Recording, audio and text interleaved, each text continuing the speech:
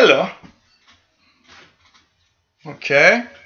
Let's move this here. This here. How's everybody? This is going to be here. And here.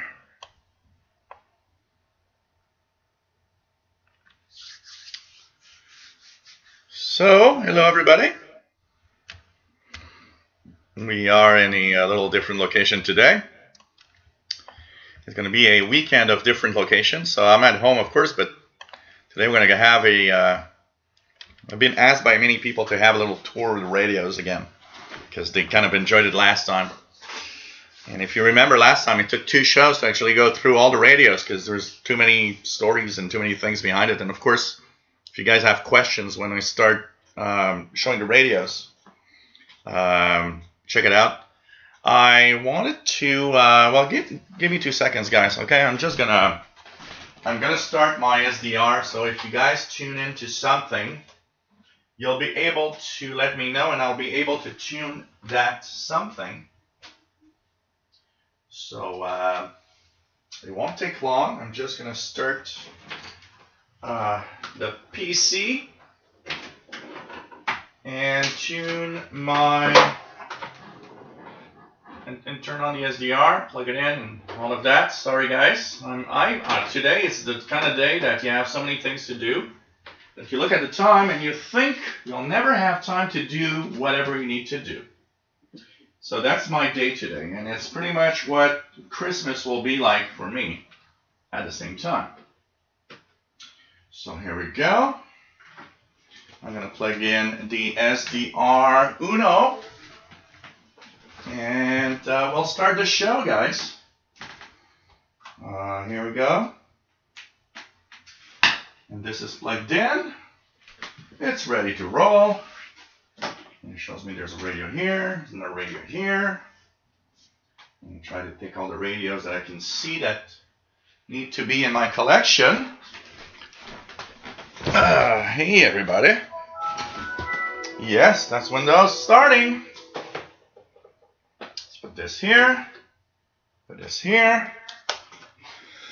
Let's just, thanks to this marvelous wireless keyboard, start SDR Uno on the main computer. Hope the stream goes well. I had some changes to my internet connection, faster speed and different modem. And like everything in technology, one of the things that you're always wondering is, will that new technology and all the changes they've done work well, especially for live shows? I had 20 megabits uplink on the internet. I now have 50, which means it opens up the possibility of having multiple streams and anyways, ideas that I've got for 2019. Like for example, YouTube and Twitch simultaneous streams, stuff like that I'm thinking of. So I needed a faster internet out speed to make sure that all of it works. So it's first step. So here we go, play. And here we go, the SDR started. Yeah, works fine. Let's just tune 15. If I'm getting anything. Yeah, WWV. So I'll put the SDR and kind of on mute. But if we hear something, I'll be able to tune it on my SDR here and confirm. Because one of the fun things is also to be able to know what we're listening to. So, hey guys, first beer, a Blonde de Chambly. And it's difficult to open. And there we go. Let's fill up that beer. It's freezing rain dehors is French. Outside. Freezing rain. I came from the grocery store and almost fell down with my grocery bags. But I was able to stand up. So it's kind of the weather to listen to the radio and stay indoors, actually.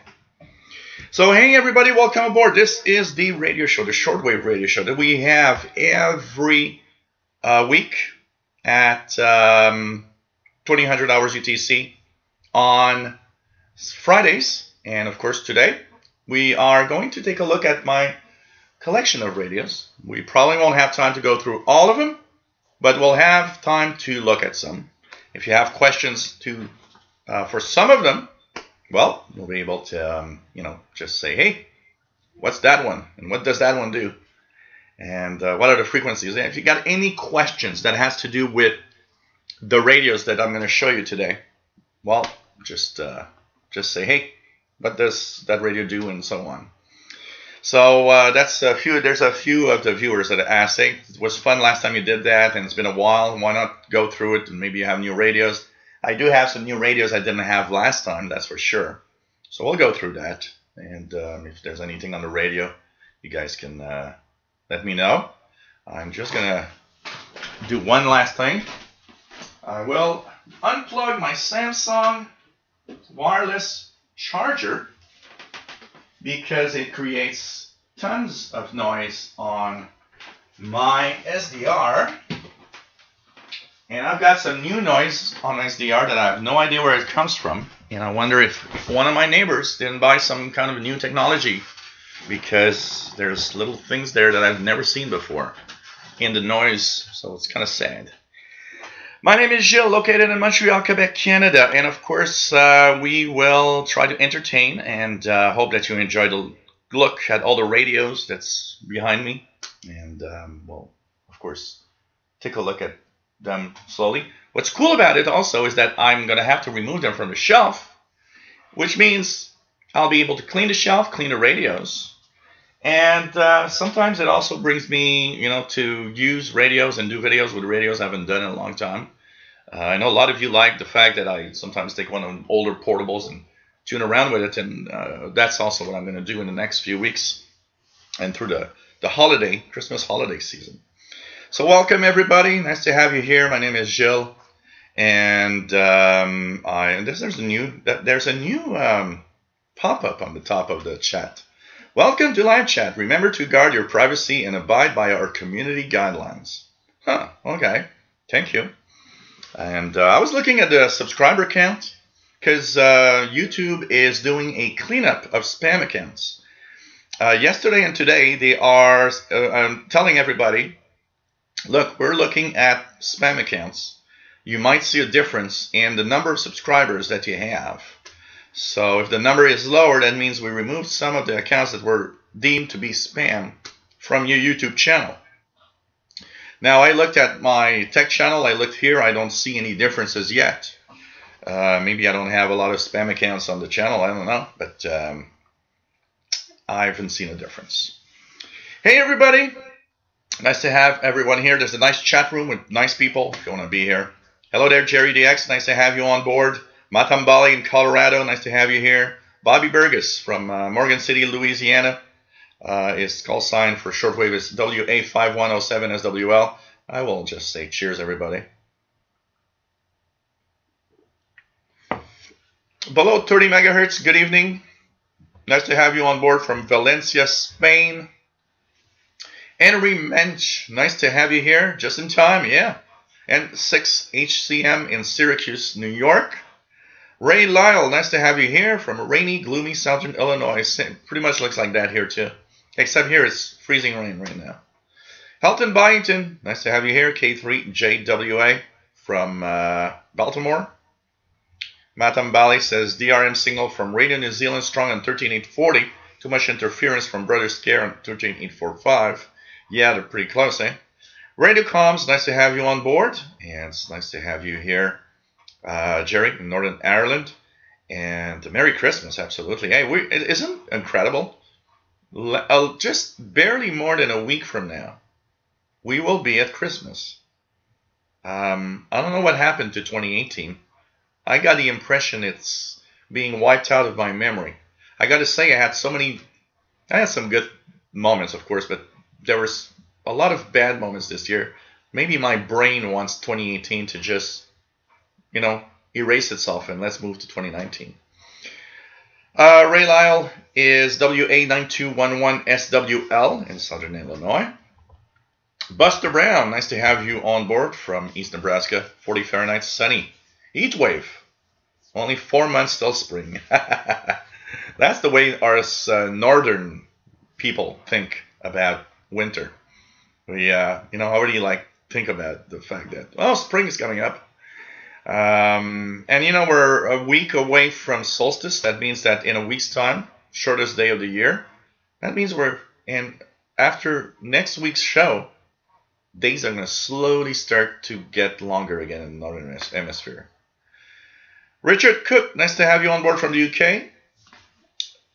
William Helms, nice to have you here. BBC from Ascension Islands on 15490, received in Fort Myers, Florida. Let's try it out here. 15490. 15490. Am I receiving it? Yeah. It's noisy, but it's there. It's noisy, but it's there. 15490. Vancouver Island DXer. Nice to have you on board, Brian, from the west coast of Canada. VE7AUL, VE7011SWL. Ray Lyle says 25 and 31 meters, pretty active right now. Cool. Richard Cook says 31 meters and lower, better for him. We're in the long days, the short days, long nights. So figures that it's probably that's going to be... PLF Radio, bonjour et bienvenue de la France. Toujours un plaisir de vous avoir parmi nous. Really nice to have you here, PLF Radio in France. iMapper, nice to have you on board from Moscow. Privet, nice to have you here. Pretty cool. Pretty cool. Who do we have? Gordon Threadwell, VE6GPT. Nice to have you on board, my friend. Let's try to have people from every province of Canada. That'd be cool. We have Vianney. Bonjour, bienvenue, mon homme. Always nice to have you on board, my friend. Daxpar74. Nice to have you here from Germany. And Vianney is from the eastern part of the province of Quebec in the Gaspésie area. What else do we have? Rock Ristorante. Nice to have you here from Stockholm, Sweden. Always cool. SM0SBT. A glass of champagne tonight. I want to be there. I'm taking the plane to Stockholm. Anyways, I always wanted to see Sweden. So let's go. Champagne.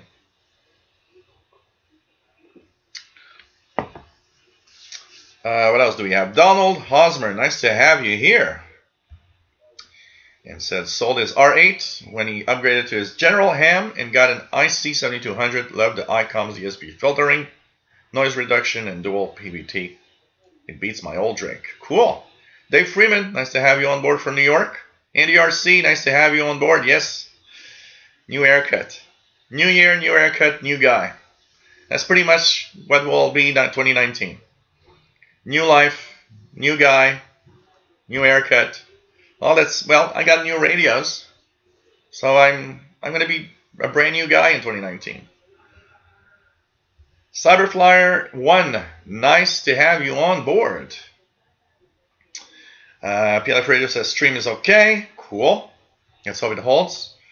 It's always you're always a little nervous when your internet service provider decides that he's going to play with your settings, play with your internet connection, give you a new modem.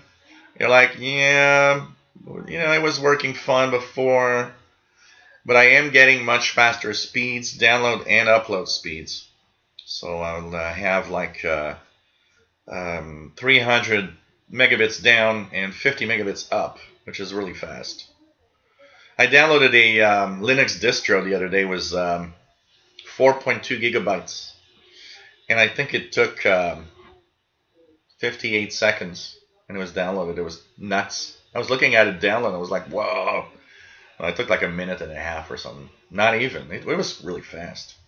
I was, still remember the days of 56K dial-up, waiting for a, 1 megabyte file. It takes 5 minutes to download.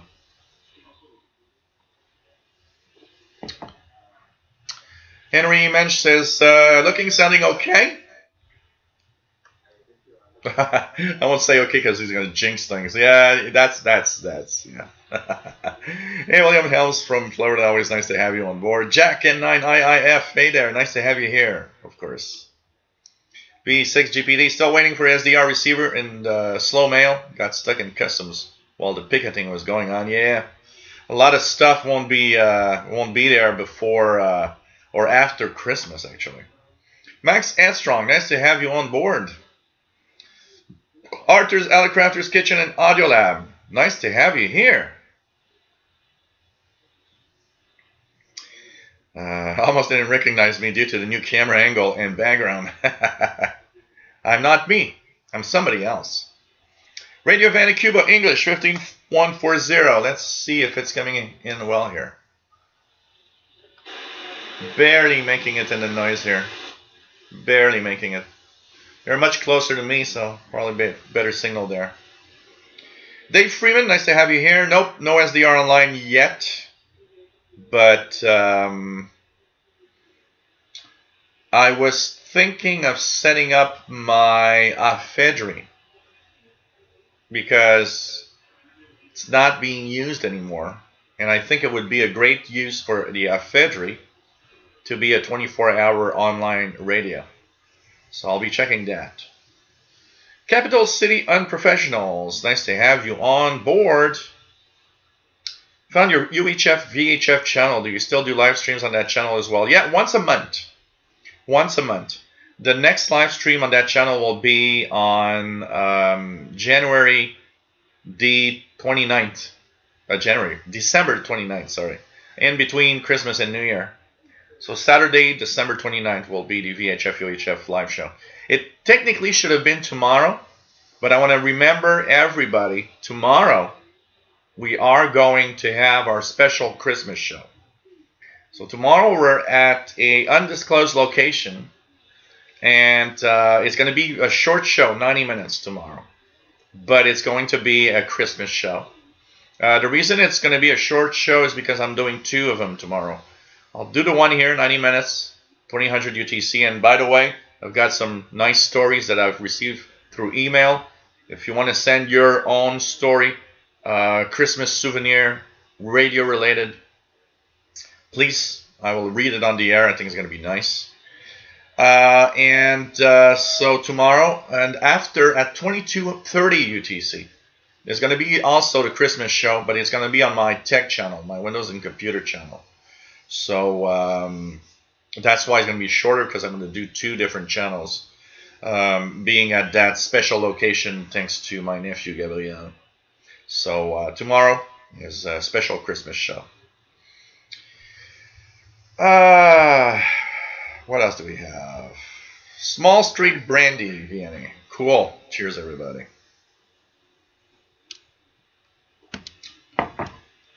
Oops, beer on the keyboard. That's never good.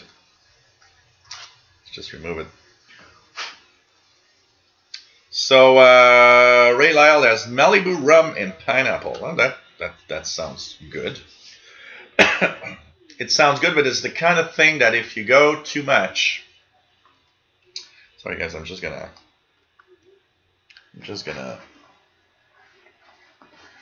kind of clean up the keyboard with beer on it. So it should be okay. Yeah, it works.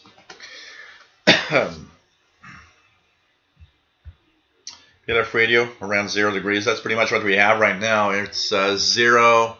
I've got 0.5 on my weather station. Donald Hausner says, had freezing rain here in northern Michigan early this morning. So it's probably what we're having here. Brett Wayne, KC2 and XP, nice to have you here. Yeah, I need to do a couple of videos showing the antennas again.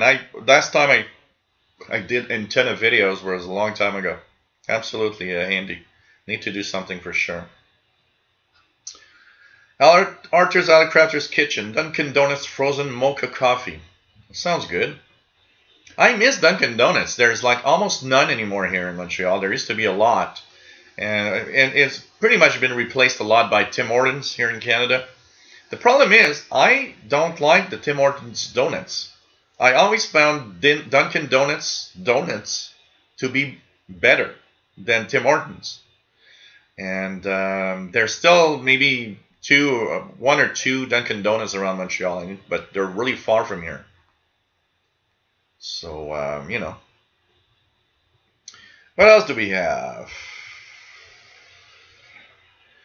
Yeah, it's not impossible at Christmas lights. I do have noise that I don't see usually, so that's also something I didn't think about. Jerry DX.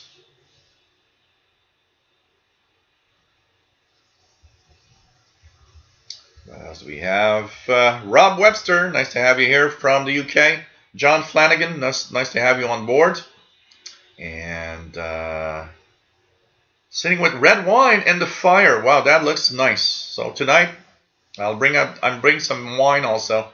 We'll sit by the fire with radios. How about that, John?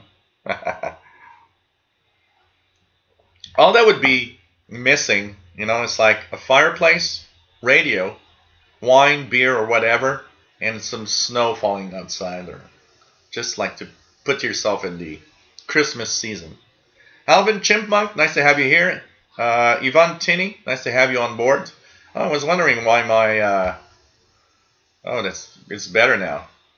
My CPU load was high, but I just got a report from Windows Defender saying that there's no threats on my PC.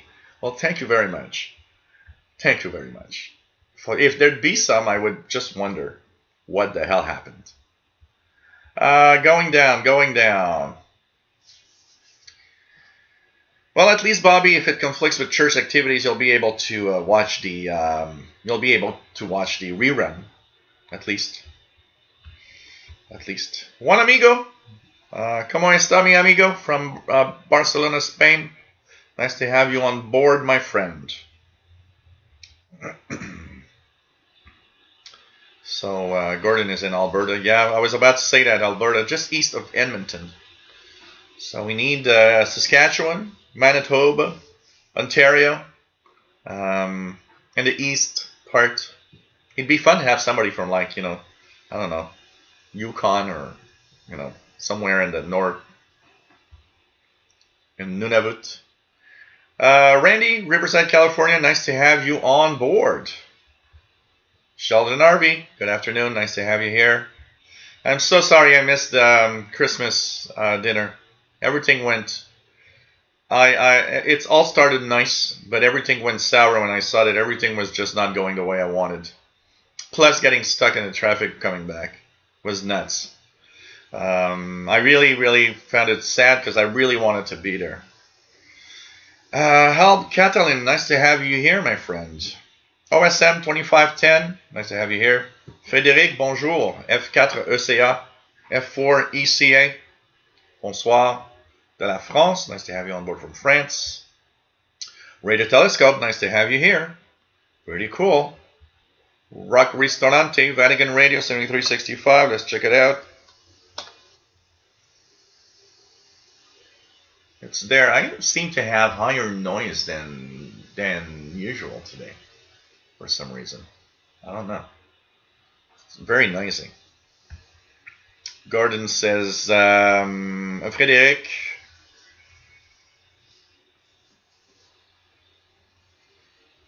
Gordon says, my ISP did that to me. Called him about it. He told me my modem was not good modem. Told him, you mean your modem, don't you? About a new one. Yeah, my modem is it's a free rented modem. If you pay for the internet, they just give you the modem. And if you actually unsubscribe, then you have to give the modem back. So it's their modem.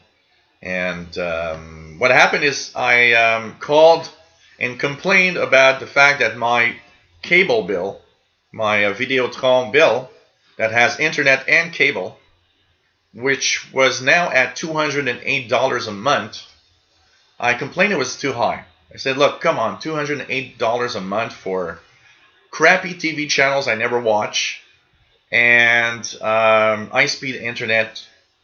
They were charging me $36 a month to give me unlimited data on my internet connection.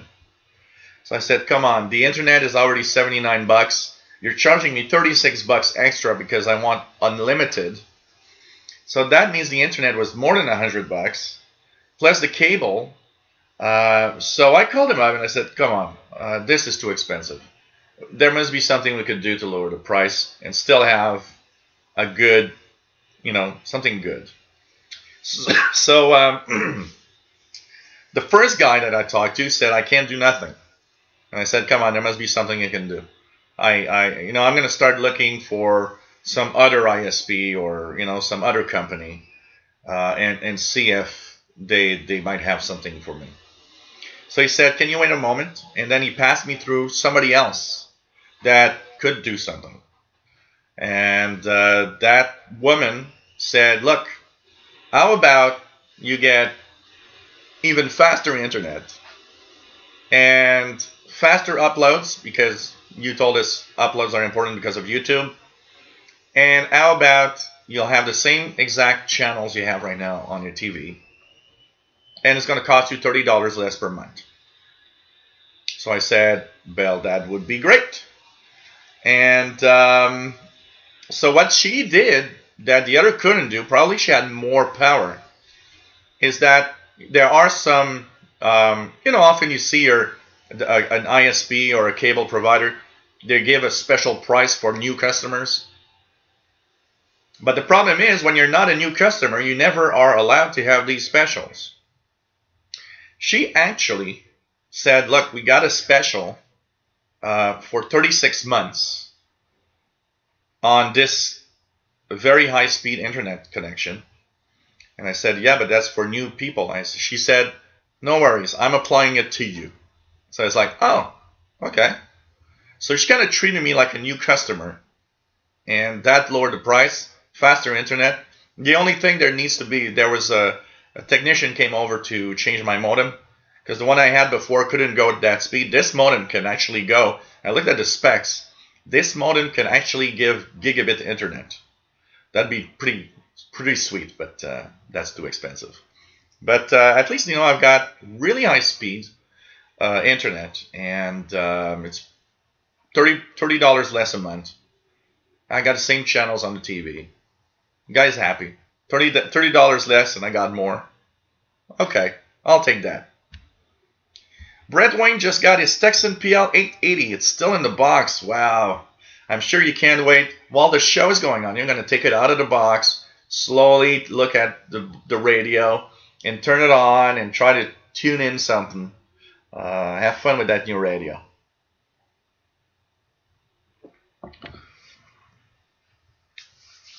Ray Lyle says, my internet isn't that fast out here in the country. Best I can do is 10 megs down.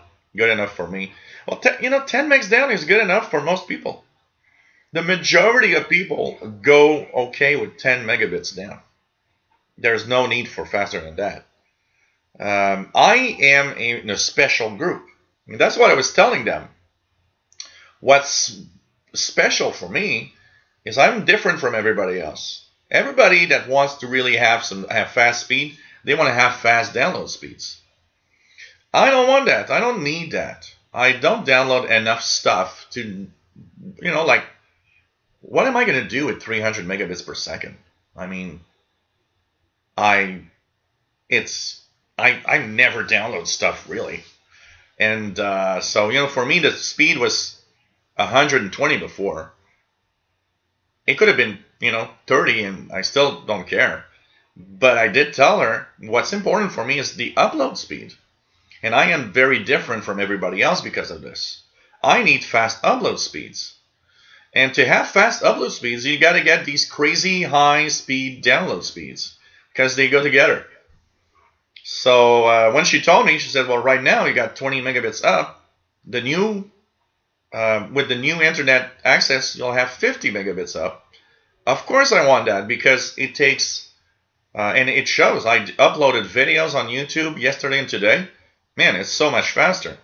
It's like, videos that would take several minutes to upload are now taking, less than a minute. It's really faster.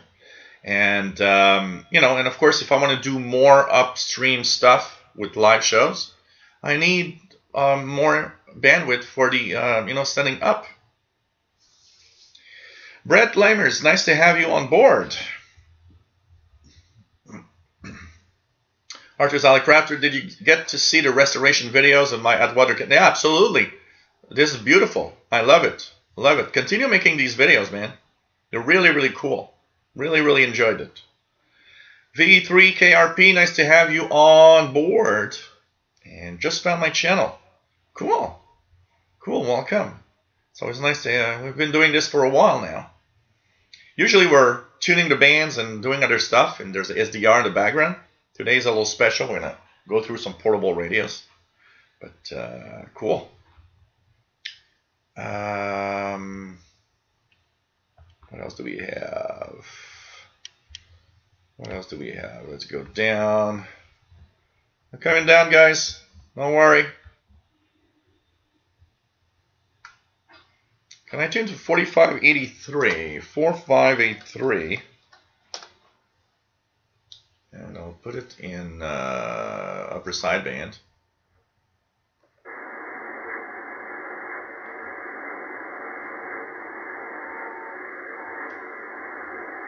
I've got a slight signal of something, but I mostly have Kodar on 4583 here. Al Catalan. Yeah, if you want to send us Christmas stories, official Shortwave Radio at gmail.com. Here we go. I put it in the chat. So if you have a story related to Christmas and radio, send it. I'm going to read that tomorrow. We've got a few already. So, Capital City and Professional says, when I buy my new SDR, will it say what the frequency offset is, or do I have to search for it? It depends what you buy. A lot of them are not very good in having explanations much. So you might have to Google it or ask ear, because you probably have something that somebody already has.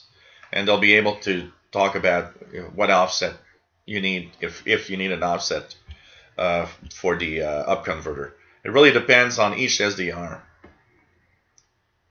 Brett Lammers has a great signal on 9515. Got nothing here. I got a strong one from Marty on 9565. And a very strong one here. Spain is really good on 9690 in Spanish.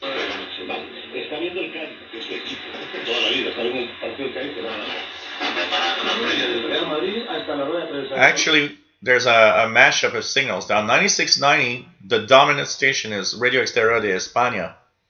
But I can hear, and what I believe is Voice of Nigeria. And there's a very small, low frequency hum, which tends to tell me that it's probably Voice of Nigeria, because it's a little off frequency on 9690. Gary Golan, nice to have you here from Upper Peninsula of Michigan. Really nice.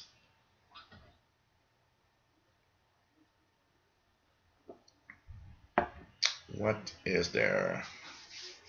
Ray Lyle, most TV today is crap. Absolutely. I got the basic channels, which I don't remember how many channels is in there, plus a package of like 40 channels that I can actually go on the internet and change them around if I want. And there's very little channels that I actually watch. I watch one that is a science-related channel, because it does have some very nice science documentaries. And but apart from that, when I go in my living room, I will do three things on my TV usually. I'll either watch Netflix, I'll either watch YouTube, or I'll be watching live streams or shows, tech shows that I watch every week, like for example Leo Laporte's Twit Network, stuff like that. And when I do all of that, I don't have any more time left anyways for TV, which means technically I should live and have just internet and be all right, and put rabbit ears on the TV to get the over-the-air, HD TV channels, and that's it. Carbon Radio, KC3MLI from Pennsylvania. Nice to have you here. VA3DLO. Nice to have you on board from Ontario. Got a new X-Tram dual band antenna, base antenna. Cool. That is cool. Arthur's Alley Crafter says, Rock Restaurante says Buzzer and 4625 X6 today. Let's try it out here just for the fun of it. Just for the fun of it.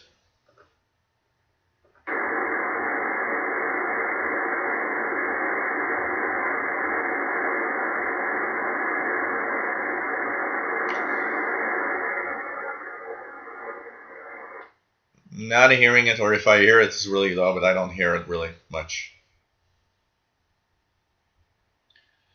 So,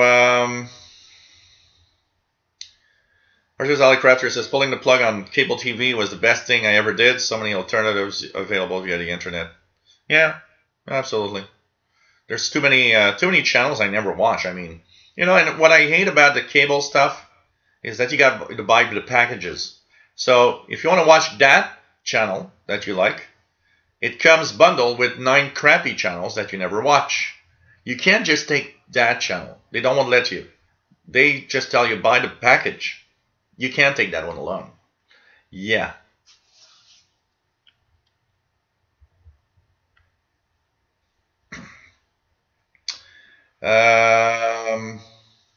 Bobby says, nothing on cable, but something always on the interwebs. Yeah, absolutely.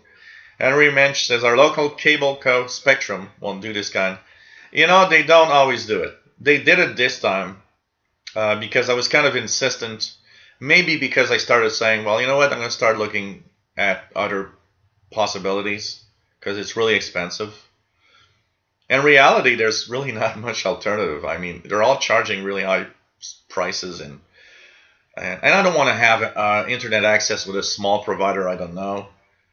Because I do live shows, it's way important for me to have a good connection. If I end up with an ISP that's crappy, I'm going to end up paying for it because I'm going to end up not being able to do live shows.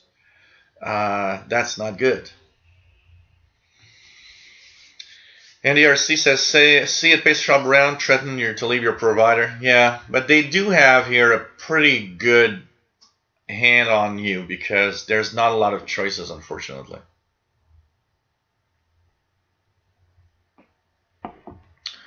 Do you guys know about the free PL 880 from Texan, Australia? What's that? Radioactive. Nothing is ever free. But it's pretty much that. Like Arthur Alicracher says, you never know if your provider will or won't provide a deal until you ask. And that's why you got to ask. Exactly. I was convinced that they would just say, there's nothing I can do. And it started out like that, actually. But I kind of was a little in the,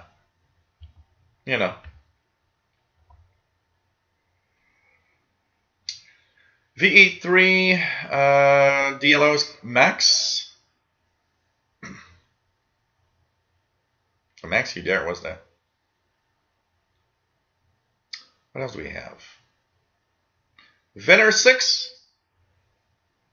Okay, it's a contest that you decode and transmit Texan radiograms and get a... okay, I didn't know that. Department of Defense, nice to have you here. Venner 6 says people in Sweden.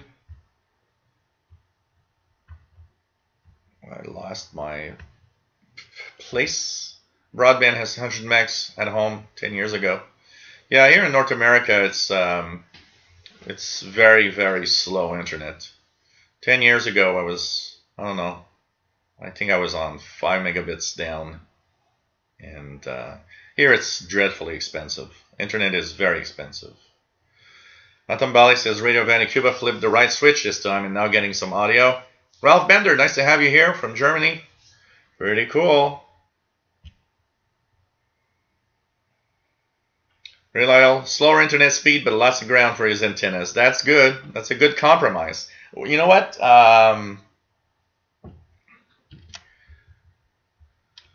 I'll be very, very nice, V3 DLO.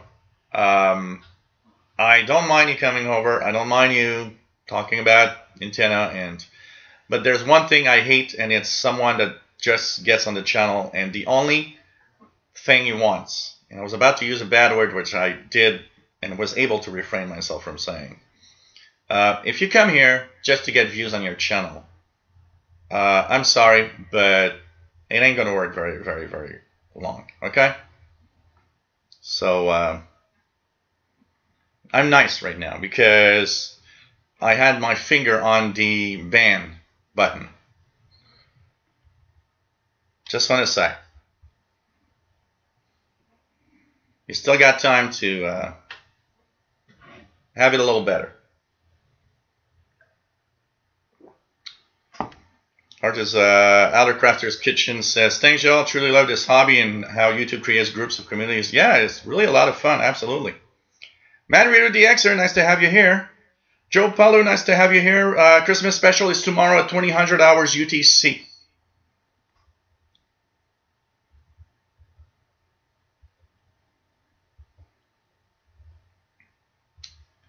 So tomorrow, 2000 hours UTC. It's going to be nice. It's going to be nice. Richard Cook's got RWM strong on 4996, weaker on 9996. Nice to have you here.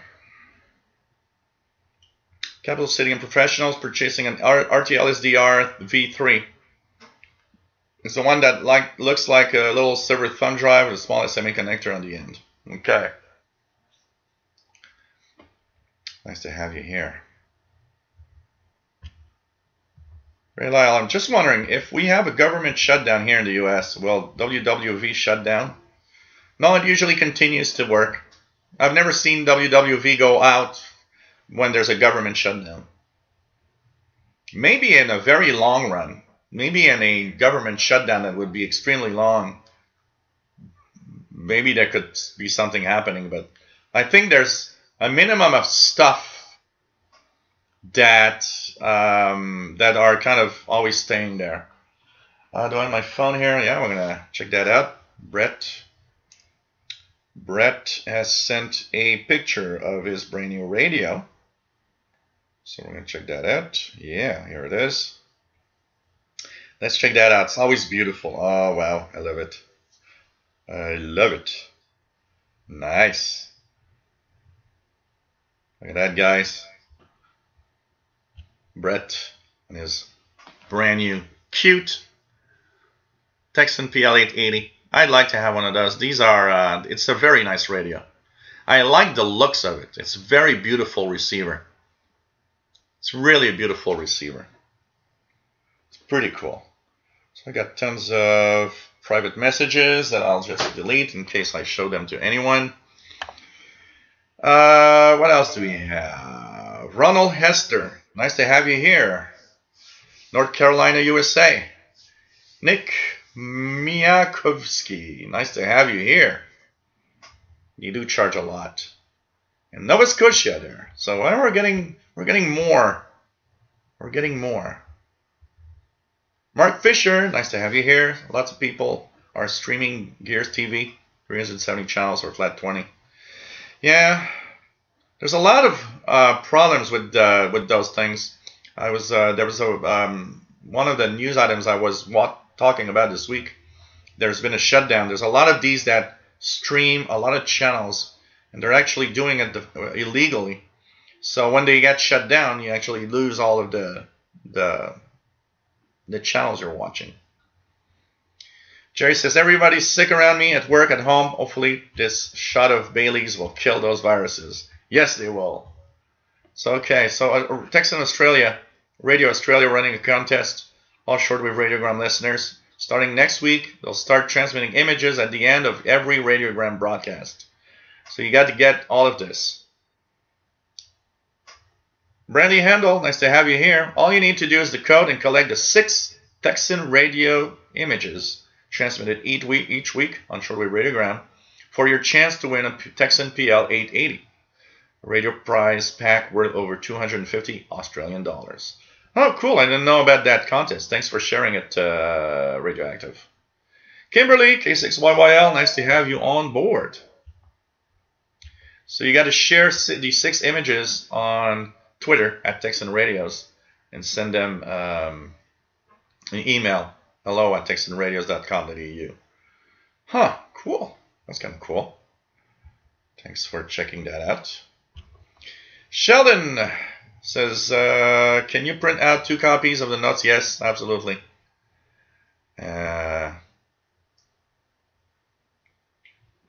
I'll be doing all of that, Sheldon. I already thought I'd do it anyways, because I thought I'd bring 2 copies anyway. So I don't know why. I had kind of thought about it. So no problems. I'll be bringing that, and the weather, and the space weather. For that, everything's there. Butterbean, nice to have you on board. Pretty cool. 30X got a PL 880, great radio. It is an amazing radio. What else do we have? Anybody else have video keeps locking up? Here everything's green. So everything, the output looks nice. So I don't know if anybody else has video locking up.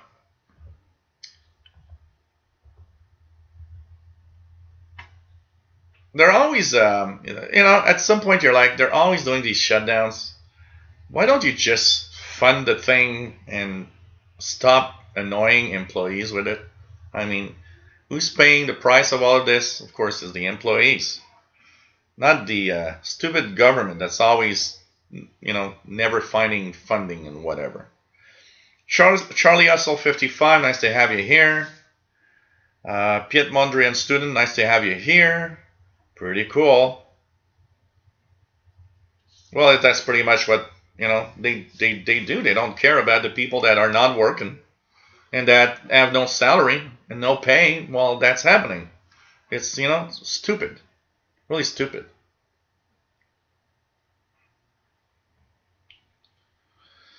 Department of Defense, Jill, have you ever heard the Ukrainians on 3731 lower Simon via U-20? Do you know what that's about? It's Content Audio Loop and Manus over there. I wonder if they're military. I've never tuned that. No, I didn't even know there were there. There could be some military stuff popping up there. There could be some, so many things happening, actually. Trey says 100% good here. Okay. All employees always get paid. It's like paid vacation. Oh, okay. Well, that's at least okay. As long as they get paid. Montombali, a Radio Exterior España 9690 S8. M12 active on 6908, says Richard. Let me just see if it's still there and if I could maybe hear something. 6908.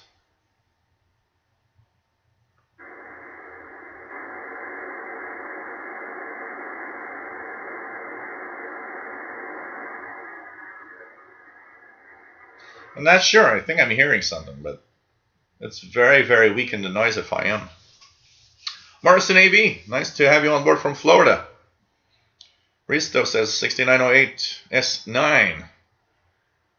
PLF Radio. Maybe not this time around PLF Radio, but that could be a nice thing to do for the VHF UHF show. Go through every receiver I got that does have airband and VHF UHF capabilities. That would be a nice one. I don't have a lot of them, but enough to talk about it a little bit, I think. So,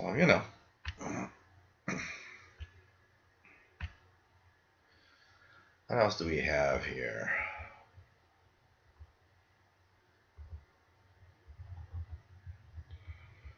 What else do we have? Erica Trell, nice to have you on board. No, we're just into a different part of the Radio Shack right now, Eric. You've never seen that part of it. This is where I usually store most of the portable radios and radios that I've got. But you know, there's radios everywhere, and there's probably a radio around in every room of my home. So, you know, it's just crazy. Piedmonder student, how's the data from radiogram decoded? You use a software called FLDG. And the radiogram usually is always starting in MFSK 32. And when you do some changes during the show, they'll tell you, okay, we're moving on to this or that mode. But it's all based on modes that FLDG can decode. So you got to install that software on your PC. Paul Smith, nice to have you on board from the UK. I was lucky enough to hear the space station contact today. Wow, cool. This is a lot of fun. A lot of fun. That is a lot of fun.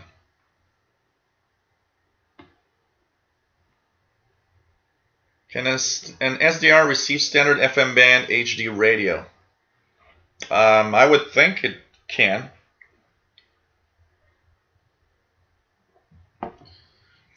Multi-PSK does MFSK also, but the problem is there are specific modes that they use because the radiogram bases itself on FLDG always.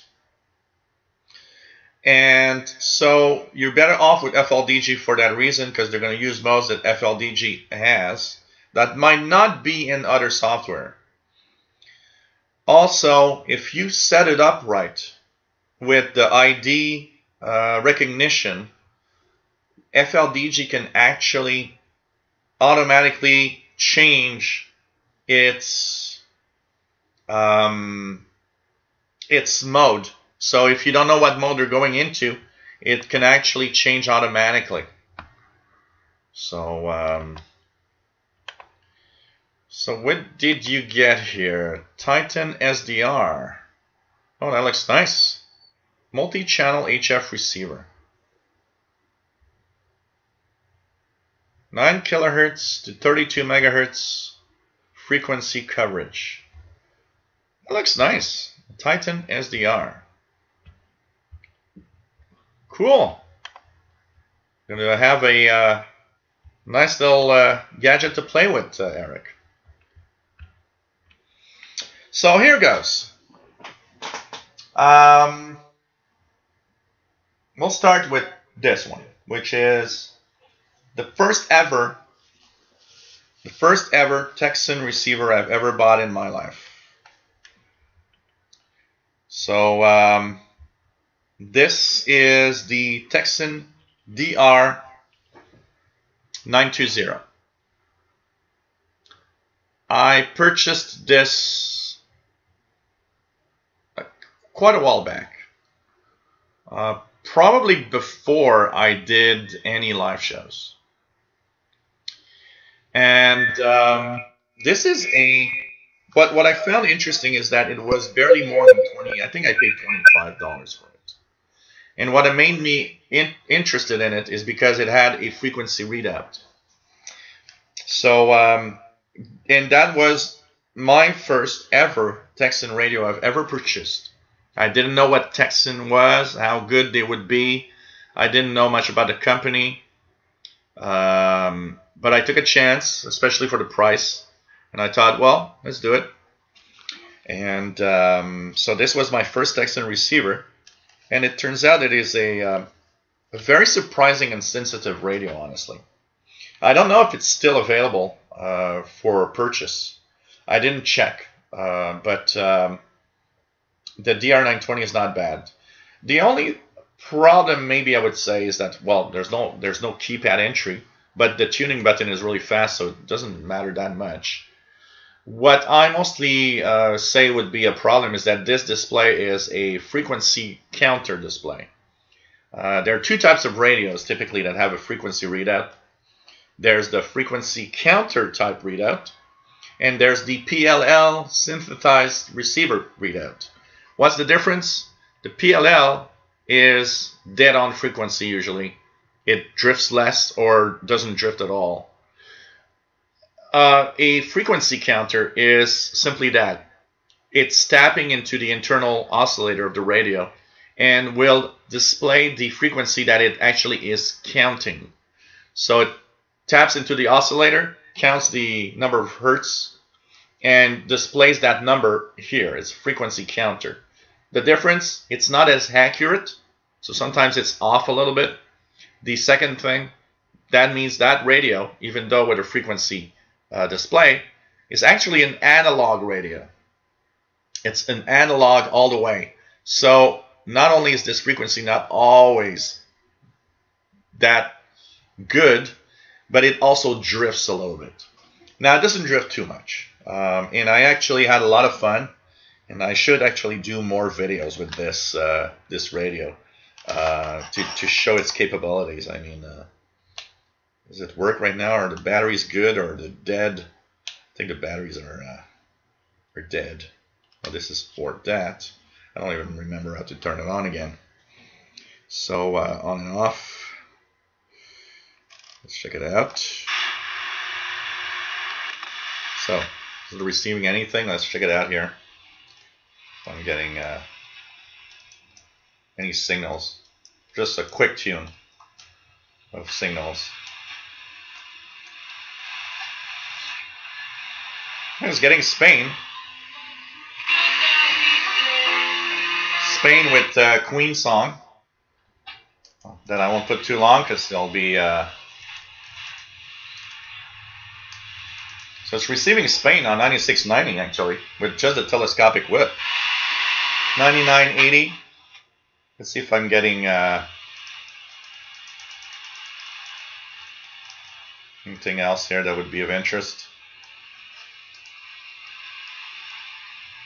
So not much more, but it's kind of cool. It's very sensitive radio. It's actually a very good radio. And so my first Texan, I found it really cool, really nice. Does not have a single sideman, of course. I'm going to keep it close because I want to do videos this week, trying to tune some channels, go outside, take a walk in the snow, and tune around. So the Texan DR920, as you see here, it's a band switch for shortwave at the bottom. So you switch bands. It is AM, FM, and has 10 shortwave bands. So I guess, let me just check it out. At the lowest part, it starts at, it has a 60 meter band. Actually, it has a 90 meter band. Or 80 some meter. I got 3.8 megahertz here. And 60 meters, 49 meters, 41, 31, 25, 22, 19, 16, and 13 meter frequency range. So it goes from 3.9 megahertz all the way up to 21 megahertz. Kind of a standard shortwave radio band. So each section is a different international broadcast band, if you want. But a nice little radio, honestly, for, I don't know if it's still sold today. But the DR920 is not too bad. Not too bad. Let's go down a little more now.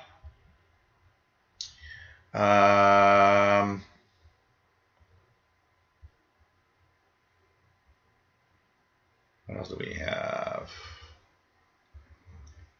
Raymond Challoner, nice to have you on board. What is the portable blue on the top shelf? Okay, this little thing. We'll take this one for the second test. What else do we have?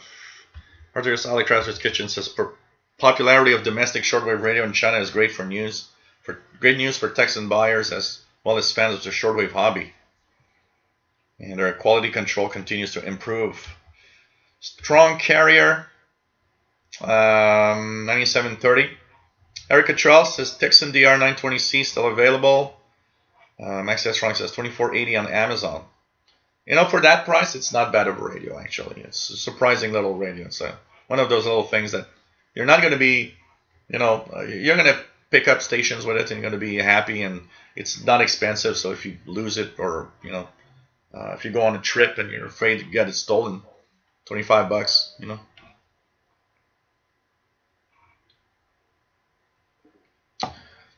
Matambali says multi-channel RTTY 11687. Ray Lyle says someone paid $2,000 for a Drake R8B on eBay 2 months ago. Nah, I would not pay $2,000 for a used R8B at all. At all. Can tell you that. I would not even pay $1,000 for an R8B. Max Headstrong says average price Drake R8B on eBay last 3 months is $1,000 to $1,200. If I'm going to shell out, like $2,000, if I'm going to shell out $2,000 for a Drake R8, I'll go to the $3,000 and get an ICOM R8600. It's going to be brand new radio, new technology. I don't even see why I would pay anything higher than maybe $500 or $600 for an R8B receiver, honestly. You got to think about it. They're nice, but they're old receivers. They perform really well, and they're really beautiful, but they're not worth that. I'm sorry. It's not worth that. I don't think so. Maybe it's just me, but I would not pay that, honestly. Okay, next radio. So this is actually an Elenco kit that you can buy. And if you've got somebody that, maybe children or anybody that likes electronics, you want them to learn a little more about it, the Elenco kits are very nice because, so this is one of them. This is an AM radio I built from Elenco. It actually works here. You can. Feasibility study. We were thrilled. Let me just. I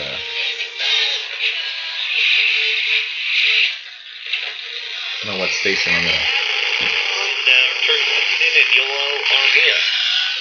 It's for you. And Angie. Oh, it's your old boss who weighed in. Okay, so who's your old boss who worked at?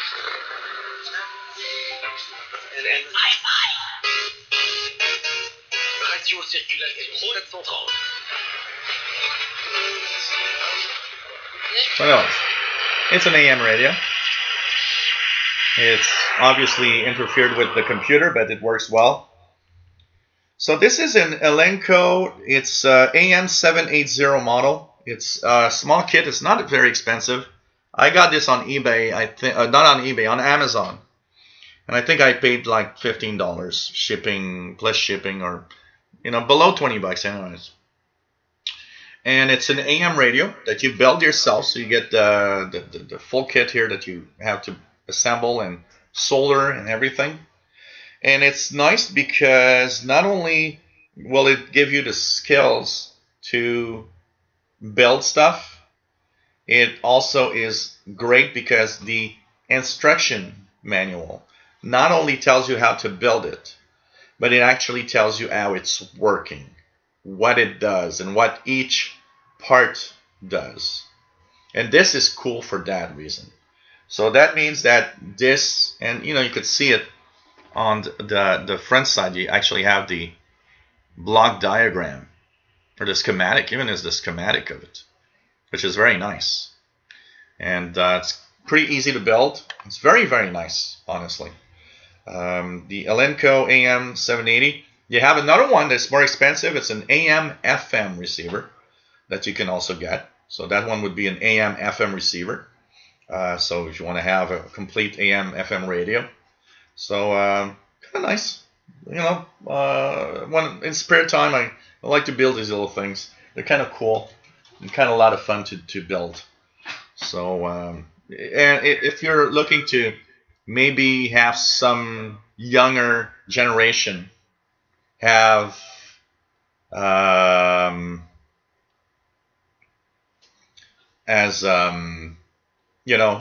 wants to, do you want them to show them the electronic side of things, and how things work, and I think even today there's young generation that surely will enjoy building one of these little things and be amazed that it works.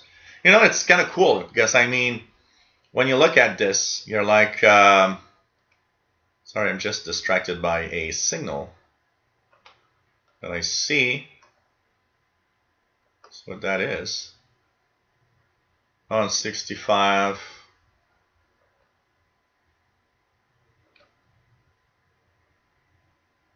I don't know what that is. Let's look, it's radio teletype. I was wondering. I could see the really big spike.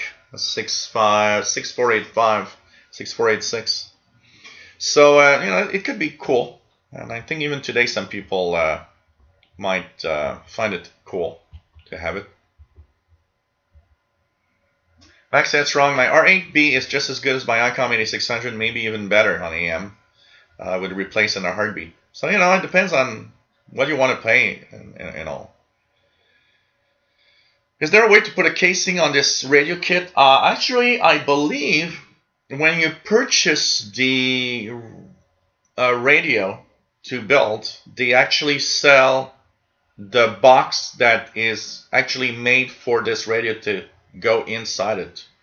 So if you want to have the casing, I think they sell it as an extra.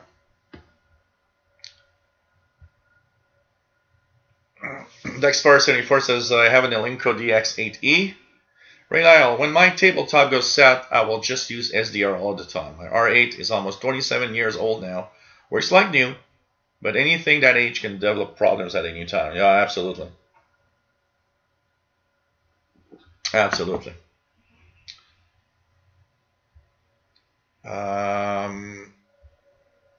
Butterbean, does anybody know who works on tube shortwave radios in the USA? He's got a Hallicrafters S120 in need of repair. So he wants to know. Erica Trell, does Montreal have a French language station dedicated to just playing holiday music? I don't think so. I'm not. Sheldon would be in a better place than me to say that, because Sheldon knows much more of the local radio scene than I. But I don't think there's a French language station that is just Christmas music. I could be wrong. But I don't think there's one.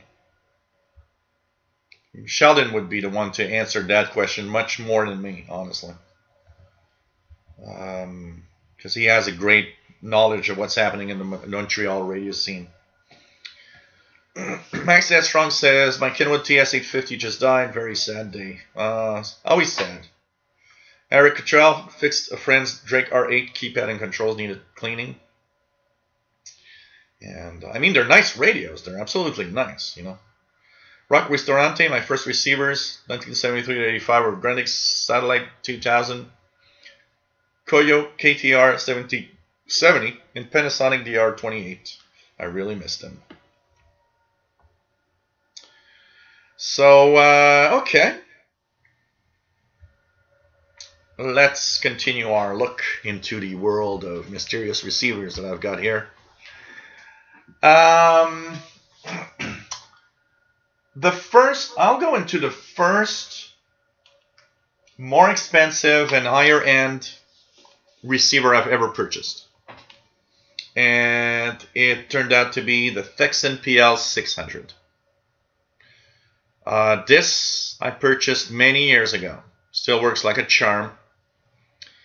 And actually, when I purchased this, I purchased it because not only was it full mode, general coverage, long wave, medium wave, FM, and shortwave, but it also had single sideband. It had keypad entry. It looked like a very beautiful radio. So it's funny because I purchased this, and at that time, one of my best friends that doesn't live very far from here, actually, we were pretty much almost always together doing all sorts of things. And when he saw it, he actually ordered one too. He said, well, I'm lacking a good shortwave radio, and because he didn't have any of them. And when he saw mine, he said, well, I'm going to buy mine. So he bought the black one. I bought the silver one. And this is my first like I said, higher end Texan receiver, and was very happy with it when I got it. It's a very beautiful radio, very nice. Let's try to tune Spain on it. So 9690. I don't know if it's not coming as well. I don't know if it's the radio. This is Spain. 9690. Not as strong as earlier, but maybe it's weaker also. Let's check it out here. Any other? I don't think I've. Oh, now I understand why it's weak. The DX switch was set to. Here we go.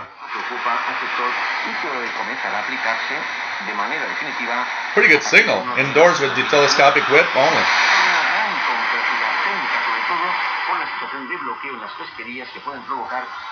So 9690 Spain, not bad.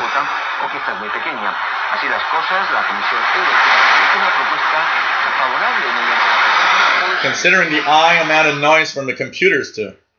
So Texan PL 600 was my first higher end receiver. It's a nice radio. It has just two flaws that I would say. One is very harsh audio off of this speaker. And there is a mod on the internet where you can, I believe you add a resistor and it actually totally changes the audio to make it better, softer. So the harsh audio. And it does tend to sometimes have kind of a little wobble in the single sideband decoding. So when you try to decode signals, sometimes the single sideband voice will sound a little distorted. And I know that this is a common problem of this receiver for decoding single sideband. It actually is worse if you live near a very strong medium wave or a station, for example. But overall, this was for a while my main portable radio. I would bring this everywhere with me. The other, of course, appeal of this radio, and that's why I chose this one. When I purchased this radio back then, I was looking for a new portable radio that does single sideband. That would be a good one. And I was looking at, Sony's 7600 JR, but here in Canada it was $170 plus shipping. When I stumbled upon this on eBay, this was, at that time I purchased this, was about $80 Canadian plus shipping. It barely, I don't even think it actually reached 100 Canadian dollars when I bought it brand new. And I thought, well,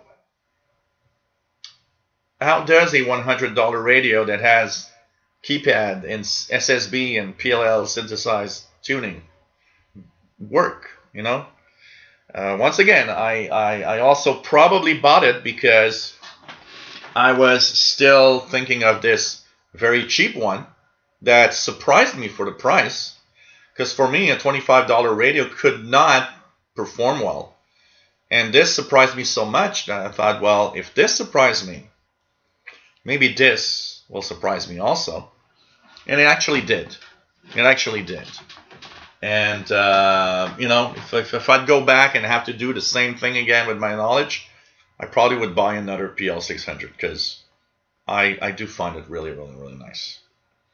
So, that was my first purchase of a more expensive radio on that tunes shortwave, honestly.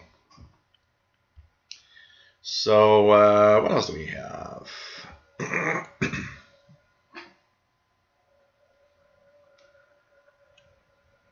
Jerry says 300 views on my channel in the past 24 hours. I'm surprised that people want to see my videos. Well, when you like radio, honestly, it's really good. You just want to watch everything. Nick Mayakovsky, French Christmas music probably on Satellite Galaxy. serviced otherwise. Yeah, so probably. If the video becomes fuzzy, Max, it's because your download is not set at 720p. It might have downgraded to like 480 or less because of bandwidth problems.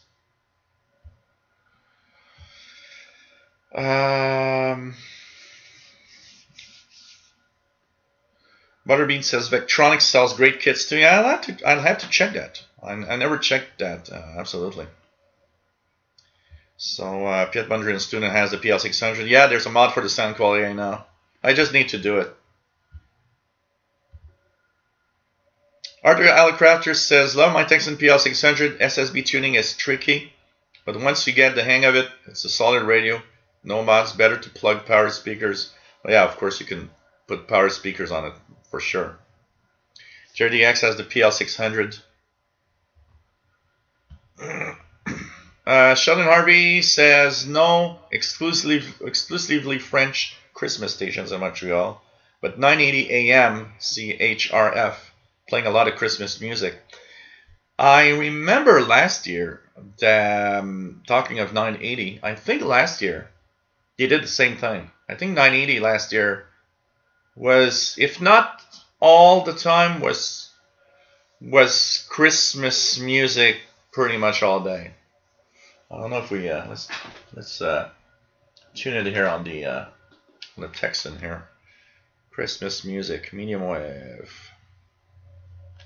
So let's go on the medium wave band. So 980 is right now. 980.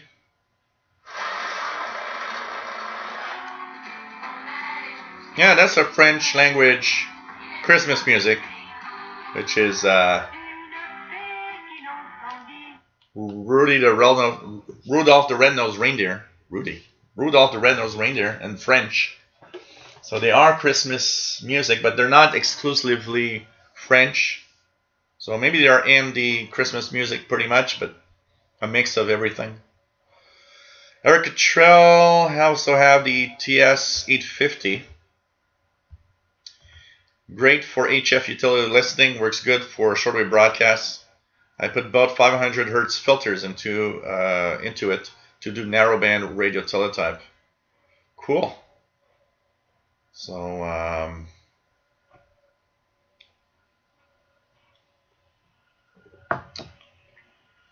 Pinmon student says the SSB is almost delayed, making it a bit difficult to use. I like the radio and the buttons. Paid 50 US for mine. 50 US is about 70 Canadian dollars, so it's I paid that, but brand new on eBay. But that's, I don't know. I should have noted down the, maybe I should go. Maybe there's on eBay there probably is a history of everything I purchased. I should go to eBay and see if there's a history of everything I purchased. I wouldn't know when I purchased this radio, but I know it's many years ago. More than 5 for sure. Tio, nice to have you on board.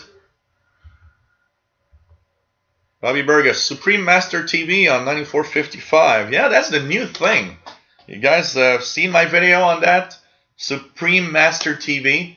It's coming in really well on 15770 in around 1600 UTC. That broadcast, Supreme Master TV, sounds so much, for those that remember the Japanese cult Aum Shinrikyo, I find that to sound so almost like the same thing, some kind of crazy whatever. It's just weird. And they kind of alternate Supreme Master TV in French, Chinese, English, and other languages. It's weird. For me, it brings me back to that Aum Shinrikyo broadcast that put the sarin gas attack in the Tokyo subway. I got a QSL from them. I should QSL Supreme Master TV just in case they blow up something someday. There must be a way to have a QSL from Supreme Master TV. I need to check that out. It's coming in really well in the morning, local morning here, around 1600, 1700 UT. Pretty interesting. What else do we have? 9455 in Chinese with Fire Drake, Richard Cook. Jerry says, let me just, Gilles, you have to make a video on air traffic in Montreal. People go crazy over it. Got over 100 hits in less than a day. Yeah, I remember, I think one of the videos on my VHF, UHF channel, I got a video that is, I think it's like 5 or 6 minutes and shows air traffic in Montreal a little bit. And I remember having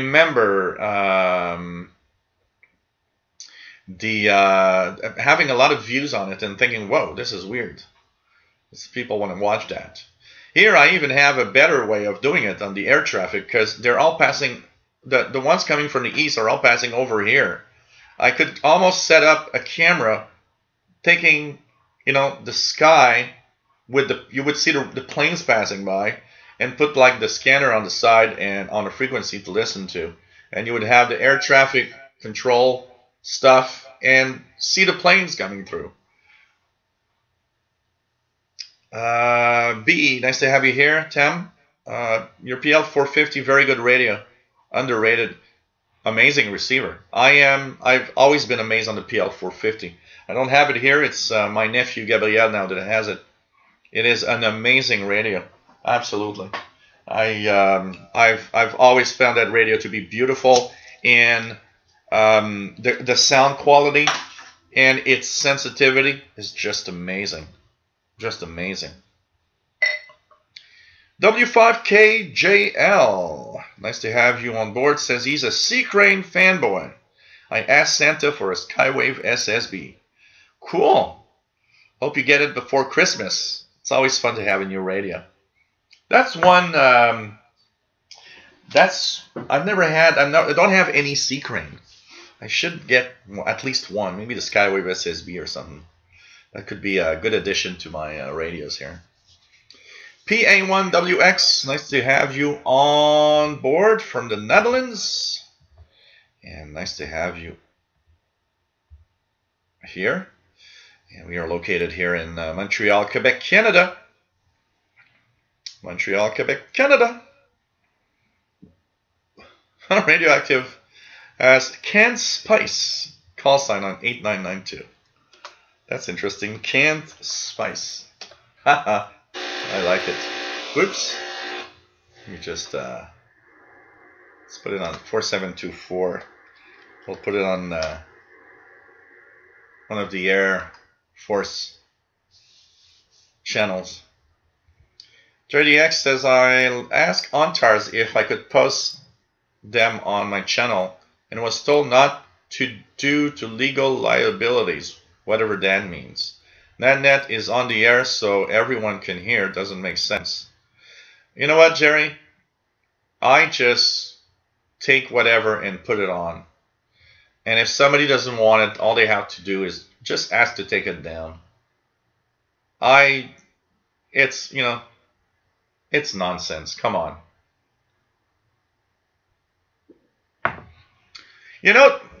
Honestly, it's very simple. Honestly, if you take a broadcast, say I put a log of a station on Shortwave, Radio Romania, on YouTube. Well, first of all, I'm infringing on copyright because Radio Romania probably has copyright on its programs and stuff. I'm not sure, but I think it's infringing on some other rules also. Depending on the country, you might have local laws that prevent certain things. Thing is, you just shove the video there and who cares? I took so many videos of ham radio operators having contacts. I've never had one single ham tell me, oh, you got to take that down. On the contrary, most of the time, I get that ham coming through and say, hey, I was searching for my call sign, came across your YouTube channel and your video where I'm having a contact. It's so cool to know how I was sounding on the other side. And they actually like it because they can hear what they sound like. from another radio. So it's just nuts. Just take it and post it. Who cares? If they don't like it, all they have to do is just say, just remove it. That's all. You remove it. I mean, come on.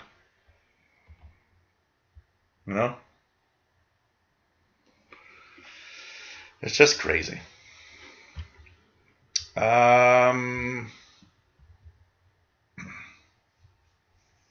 What else do we have? Okay, Vancouver Island DXer says, I've been using my SDR to record the long wave band during those geomagnetically quiet conditions so I can compare the NDB reception when the next solar storm comes around. I've never done that type of experimenting, knowing, for example, when you're at the height of solar cycle versus at solar minimum, the effects on medium wave listening or long wave listening. These are things that don't. I was hearing weird noises. So it's I've never wondered that much about the differences in reception. Theo says loves the airband big time. Dada Duden, nice to have you here. Firefly, nice to have you here. First shortwave radio I had was a Kodar Kid Valve radio. Wow.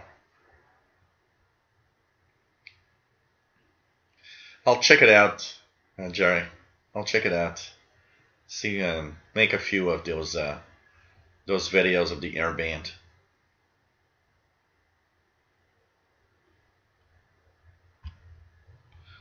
No, this is not a new broadcast room. It's actually the same room, but a different part of the room. So it's where I store the radios that I have. So usually on that, I'm actually showing that side where I have the SDR and everything and the desk. C. Johnson, nice to have you here. Hirofumi Yokoyama, nice to have you on board from Japan. Pretty cool. Pretty cool.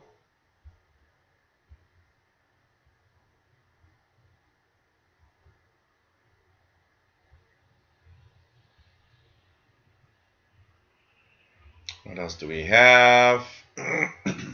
Seth Bang, nice to have you here. BH9DSS. Nice to have you on board. Bob Geis, nice to have you here. Bonjour. Jerry says, that's the Christmas Ontars on air with Santa show. They're worried about the kids, I guess. What do you want to worry about? It's live. It's a live broadcast open to everybody. And you don't know who the kids are. You don't know who the people are, except the ham radio operators. I don't know. Skywave DXer, nice to have you on board, says a ham cannot make you take it down against the rules. Ham rule states all public, non-commercial. Yeah. You could maybe have it taken down based on, well, I don't like to have my call sign and my communication on your YouTube channel. I guess that could be something that could be done. I got a rant about a year ago. I was doing a video and tuning around, I think it was tuning around that 20 meter band. And every time I would hear the call sign in the video, I would show the QRZ.com webpage of that call sign. Problem is, the QRZ.com webpage gives you the full postal address. And somebody came up to me and says, well, I think you should take that video down. I said, why? Because we see postal address of all the hams. And I said, what's the difference in viewing it here on the channel or just going to QRZ.com and getting it anyways because it's public information? So I left it there. I said, look, if you got some problem with it, complain. We'll see what's going to happen. But I ain't taking it down. I never got any complaints, and I never had anybody complain about it.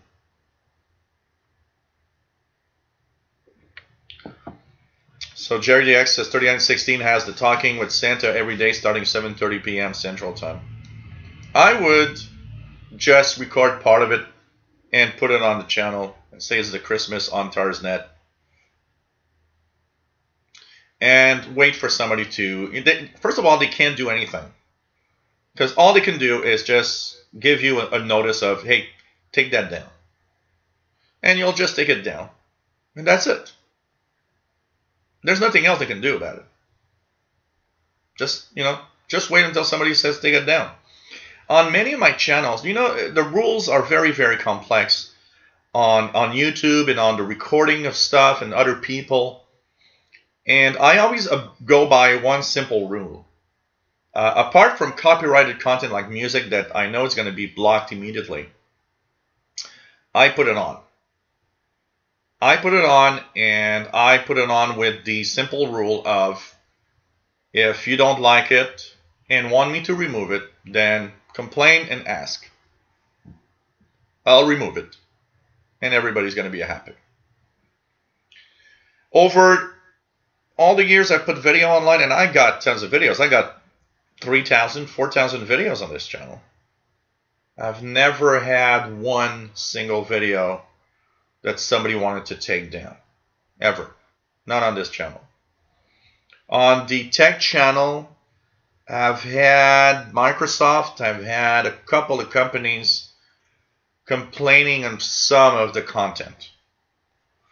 When they complain, I just take it down. And just, the hell with it. Who cares? But I will rant though. I will take it down and make a video and rant that Microsoft is a bad player and they shouldn't do that. But I followed that type of rule. But of course, you got to be careful not to break very important rules. It's very important to obey. If somebody asks you to take it down, just do it. Don't complain about it. Just do it. Unless you have a real good reason to think that it should stay on. For example, the Lincolnshire Poacher number station that I had put the audio the other time. Well, the makers of the Conet project came back to me with a copyright strike, and I went to YouTube and I said, no, I'm sorry, they can't copyright something that's not theirs. And they didn't do anything about it. They just backed off and said, okay, keep the video. It's okay. Because you can't take the broadcast of somebody else and pretend that it's copyrighted by you. It's not yours. It never was, and it's not yours. It's absolute nonsense. So when they hit me with that strike, it was like, no. That ain't going to work like this. It was one of my live shows. I was like, no, I'm not going to start going to a live show and removing every darn number station thing. I understand you have a recording that you sell, but the Lincolnshire Poacher number station is not yours. You can't copyright it. The only ones that could do something about it is the UK government saying, well, that's our copyright of our spies. I don't know. Something like that. F4IDL, nice to have you here. Pretty cool to have everybody on board.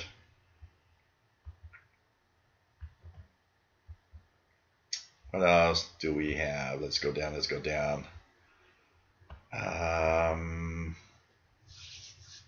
What else do we have? Studio B. So I've got Studio A, Studio B, Studio C, which is still a mess on that side, but slowly becoming something new.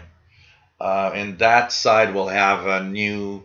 Actually, what's going to happen is the 50-inch TV in my living room is... If you guys remember, I was doing the live shows on that side where I have... All the radios were here. And that side, I'm reorganizing. And what's going to happen is I want to have a bigger TV in my living room because the 50-inch TV I've got is I find it a little small for the size of my living room. Also, it's starting to have problems. There's a chip in it that's kind of defect. So I got to lower the brightness or it starts flashing. So I thought, well, you know what? I'm going to get myself like a 70-inch for the living room and take the 50-inch. And even though the brightness is down, it doesn't matter. For live shows, it's going to work well. And I'm going to put the 50-inch here and do a different setup here. So there's going to be 4 setups, because on that corner over there, I have an idea of a setup for another type of show. So anyways, this is going to be the broadcast studio for YouTube for different stuff. Bob Geis is N2DET in Long Beach, New York. Cool. Nice to have you here.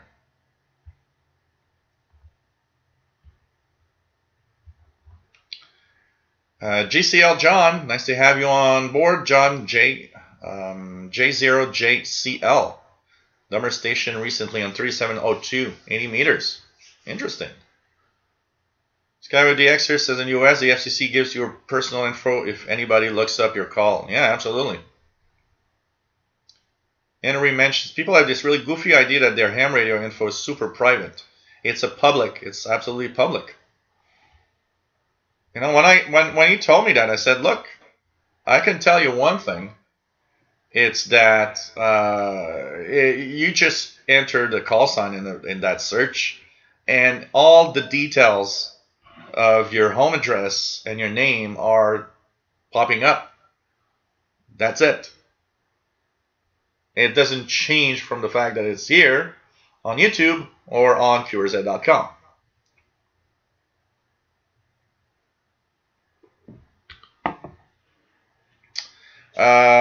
Jerry X says, talking with Santa on TARS is December 21st, 7:30 p.m.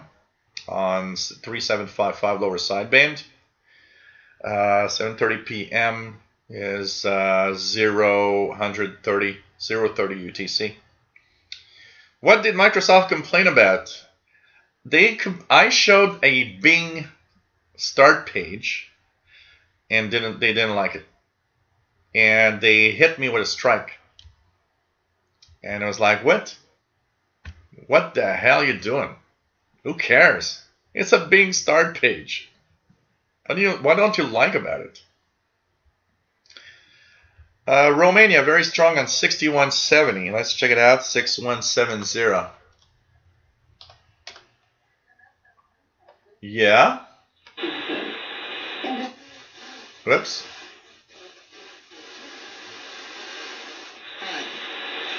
Economic growth rate has stood at 3.3% on an average. A little better on 7310. Progress has been made in unequal stages, and the differences between various social categories have been real. Studio D is the deck, yeah. PLF Radio says 5970, very strong for radio for Turkey. That was received by Richard Cook also. Yeah, usually packs a good signal in on that frequency here too. WWV, booming and strong on 10 megahertz. That's C. Johnson. Cool. Well, it's transmitted from Cyprus, but I believe it's a UK one. I believe it's from the UK intelligence, if I'm not mistaken. I might be mistaken, but I think it's from UK intelligence. But it was transmitted from Cyprus, absolutely. Absolutely.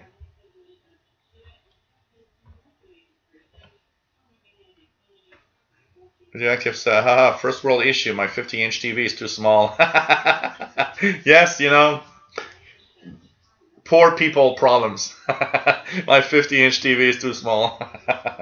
You know, I was telling a friend of mine that came over the other day, I'm complaining my 50-inch TV is too small. And yet, for most of my childhood up to when I was an adult, we had a 20-inch TV and it was more than enough. And we didn't even think about getting anything bigger.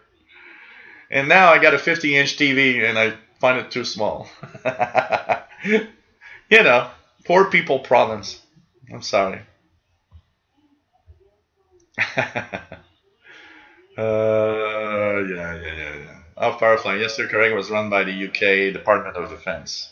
Yeah, that's what I thought. It was from Cyprus, yes, but it was a UK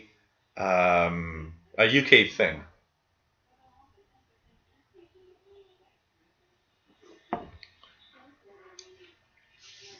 Kamal Zoro, nice to have you on board. Says you love the shortwave, but the noise is a great problem. Oh man, it's crazy and killing the hobby, and that's the sad part of everything. It's killing the hobby, honestly. David in Barcelona, nice to have you on board. And he's carrying out his ham test next week. Now I feel alone. I need to get mine soon. Butterbean, if I have enough land now, what size wire antenna would be good enough for shortwave bands? All shortwave bands.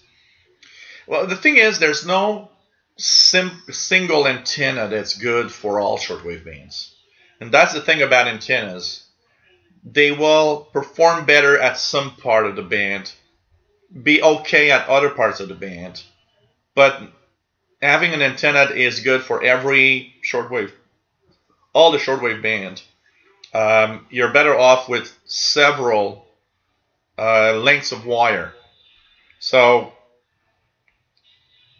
one of the things I would remember seeing is dipoles that were made for different specific broadcasting ranges, stuff like that. So multiple wires of different lengths would serve a better antenna. But you know, we don't have to go crazy also on that.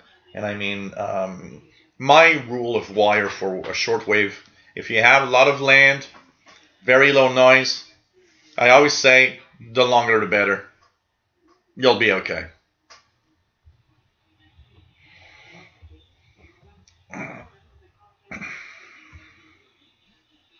Richard's got BPM coming in week on 5,000. Jerry says, I need a 120-inch TV. Mad Radio DX, my Ferrari is too slow. We all have our problems. Darn. Bullfrog 89, KD2CXU, checking from Albany, New York, on my last final of the semester yesterday. Going home to the St. Lawrence, Ling, Ontario for the winter break. Yeah, going home. That's cool. I'll feel good, and it's going to be the time to take it easy and recharge your batteries before the next semester. David says, I still need to change my antenna since the inverted L wire that I use now for shortwave purposes is not 100% suited for radiating 100 watts of RF. But once that's started out, full transmit capabilities. Firefly says, if you want a bigger screen, get a projector. Yeah, I'd rather have a TV. Although a friend of mine does have a projector and kind of projects like 80-inch or something, and it kind of looks nice. W5KJL says, Cuban numbers on 11635. 11635. And I've got, it's weak, but it's there. I just barely, I can see the trace, but it's barely enough to hear it well.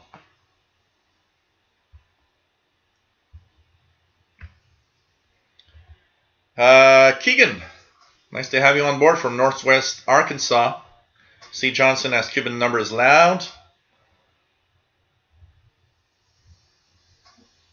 Richard says, tropo propagation on FM tonight. Cool. Jerry says, I got a 200 feet dipole and works great for everything.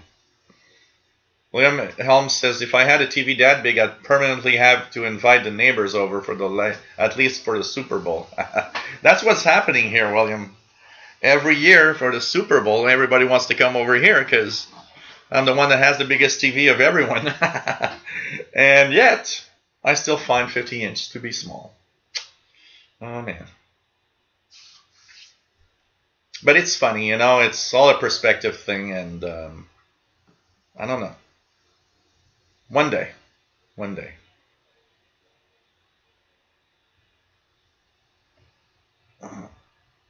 Radiocom says, been a radio ham for 13 years. Much prefer shortwave listening. You know, it's not everybody that is there, you know, honestly. Take care, Ray. Always nice to have you on board. Tomorrow, 2000 UTC, special Christmas show. No, don't forget. No, I don't want to have a curved TV. I want to have a straight TV. I don't want to have the curved ones. I saw a few models, but they're expensive. I mean, 70-inch is starting to get expensive. So it's not going to be for tomorrow, that's for sure. That's for sure.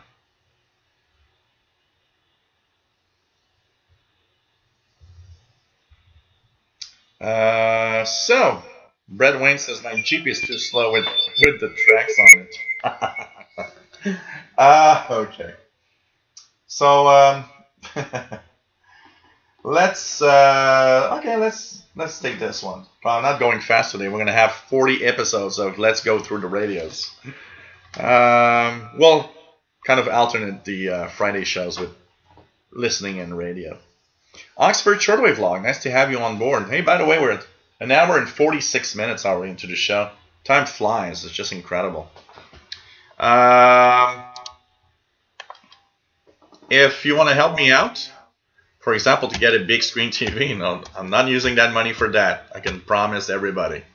PayPal.me/shortwave, where you can send me a little something to help me out and pay for my internet access and for the equipment I need to wow, I hate this keyboard. It doesn't work well. So you guys probably are hearing me pounding on the keyboard like crazy. So you can send me a little donation if you wish to help me out. I may sound rich with what I just said, but I'm really not. Patreon.com and /radio and computers. And you can help out and give a little donation, a little something if you want to help me out. Pay the beer, pay food for Paul the Cat, and or just maintain this fairly, I have to admit, for most people, for a lot of people watching, fairly good office for live shows and everything. You know, I mean, I remember a couple of months back, I got an email from a guy saying, how dare you ask for donations when I see all of your radios and you've got that $2,000 ICOM. And yeah, but I mean, these are very expensive and I don't buy one every day. If I had the money to buy an ICOM every day, I would not ask for donations for anything. So anyways, it helps out in what I do, and I want to thank everybody that have for you know, your donations, and thanks for everything. So cheers, everybody. An hour 48 minutes already into the show. Okay, so let's continue here and look at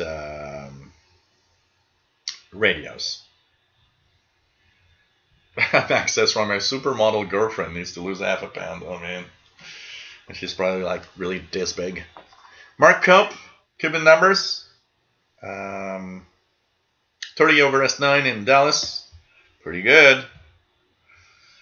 Yeah, Paul is and a new keyboard. Yeah, Brett, exactly, a new keyboard. Actually, it's the laptop's keyboard. It's always been crappy. So I usually don't use it much because I use these keyboards instead. But when I do the live show, I need this keyboard for the other computer. So I use the keyboard on the computer itself. And this Toshiba laptop is great in every aspect except that it's the worst keyboard I've ever seen on a laptop. Where's Paul the Cat? He's sleeping in the bedroom right now. Elton Byington, been a ham since 1959 and seldom go on the air, but listen all the time. Where's the flag? It's here. I guess you probably don't see it because the camera's too high. It's down here. Look at that. It's right here. So that's the flag. But it's unfortunately guys don't see it much at all.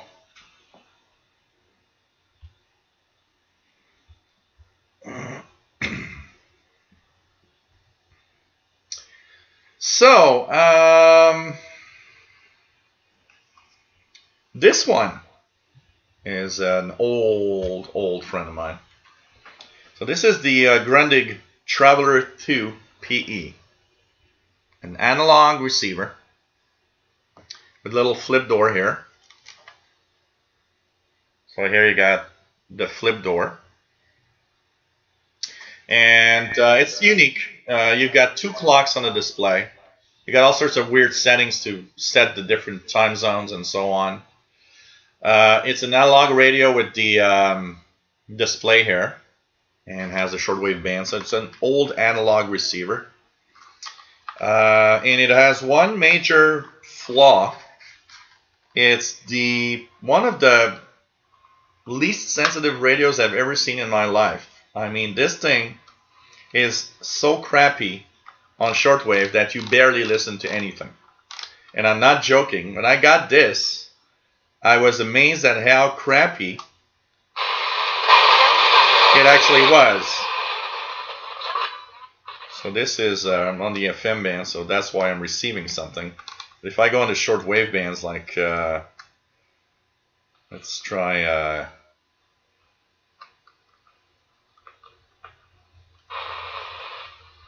I'm not even sure I'm going to hear a signal.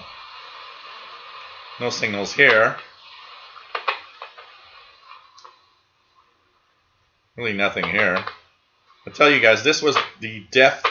This is a deaf radio. It barely makes it. So I have medium wave stations.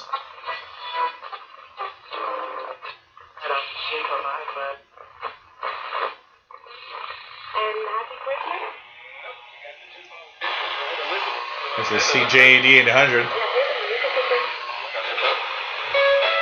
So even on medium wave, it's not that great.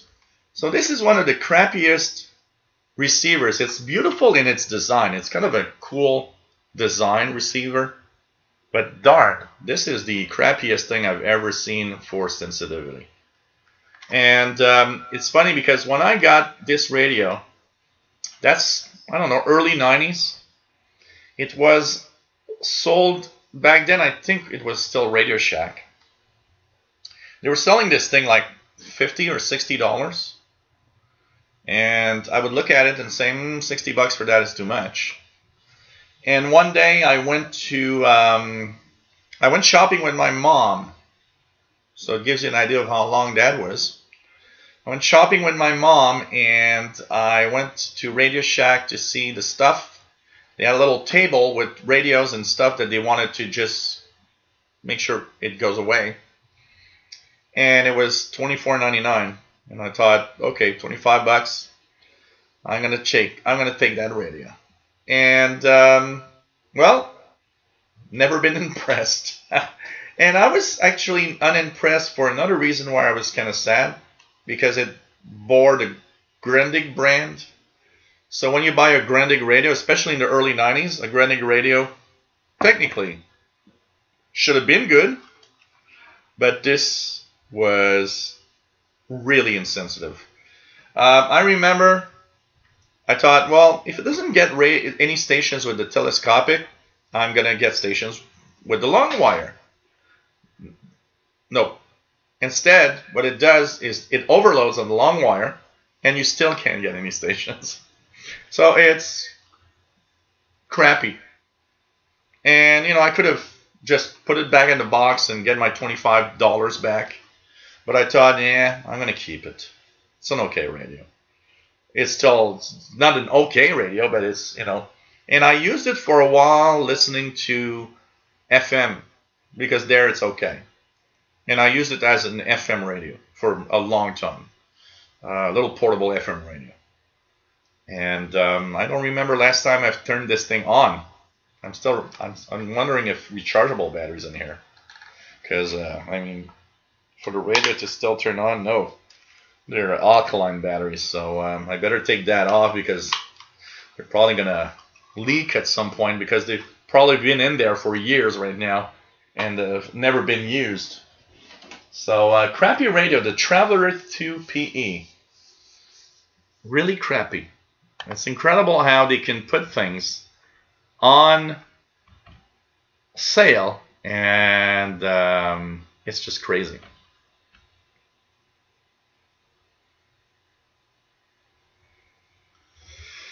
Fanny Xenakis, will you host a show on the 21st of December also? My next show, 21st of December, absolutely. 2000 hours UTC, yes, I will be here. Absolutely. And tomorrow, December 15th, 2000 UTC, is Christmas special. Mark Cope, feel the same way about my Toshiba keyboard. Yeah, you know what? The computer itself is amazing.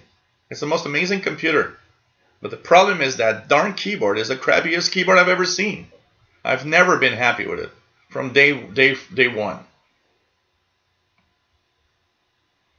Zachary Antle, nice to have you here. Brett Wayne saw it. It's just very low, because I don't want to hide the radios. Max Estron, how many radios behind you have batteries in them? I'm always afraid that I will forget and leave batteries on one of my portables. Actually, the reason why I don't care, Max, is because 90% of those with batteries have rechargeable batteries, so they don't leak.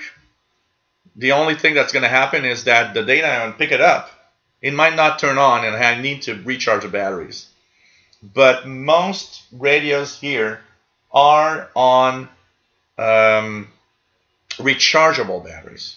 So that's why I don't care about them having batteries stay in them.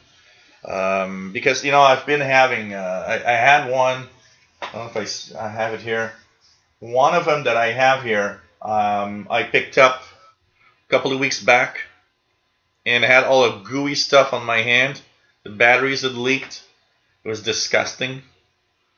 And the radio still works, but you know, if I leave the radios here, for the most part, the radios I'll leave here that have batteries have rechargeable batteries in them. I don't put alkaline batteries. You know, like if you look at this one, I haven't used the Countycom in at least 2 months. But you see, hybrid rechargeables. So the radios that do have batteries here usually all have the rechargeable batteries in them, because I never leave alkaline, because alkaline batteries can leak, and it just shows you I do have a lot of rechargeables. I probably have like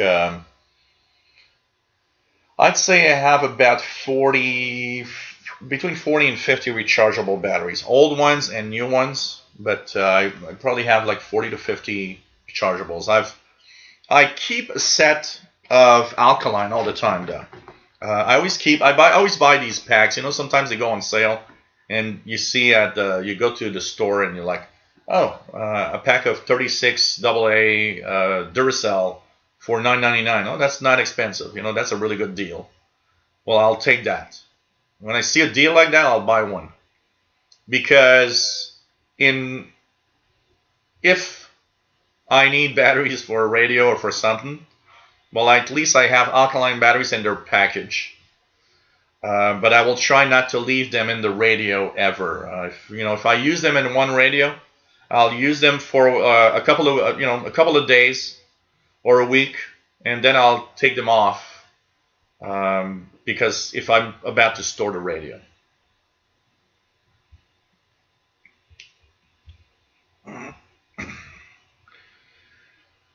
Butterbean says, what's best hooking it to the radio? Just an alligator clip or wired to the 3.5 millimeter plug?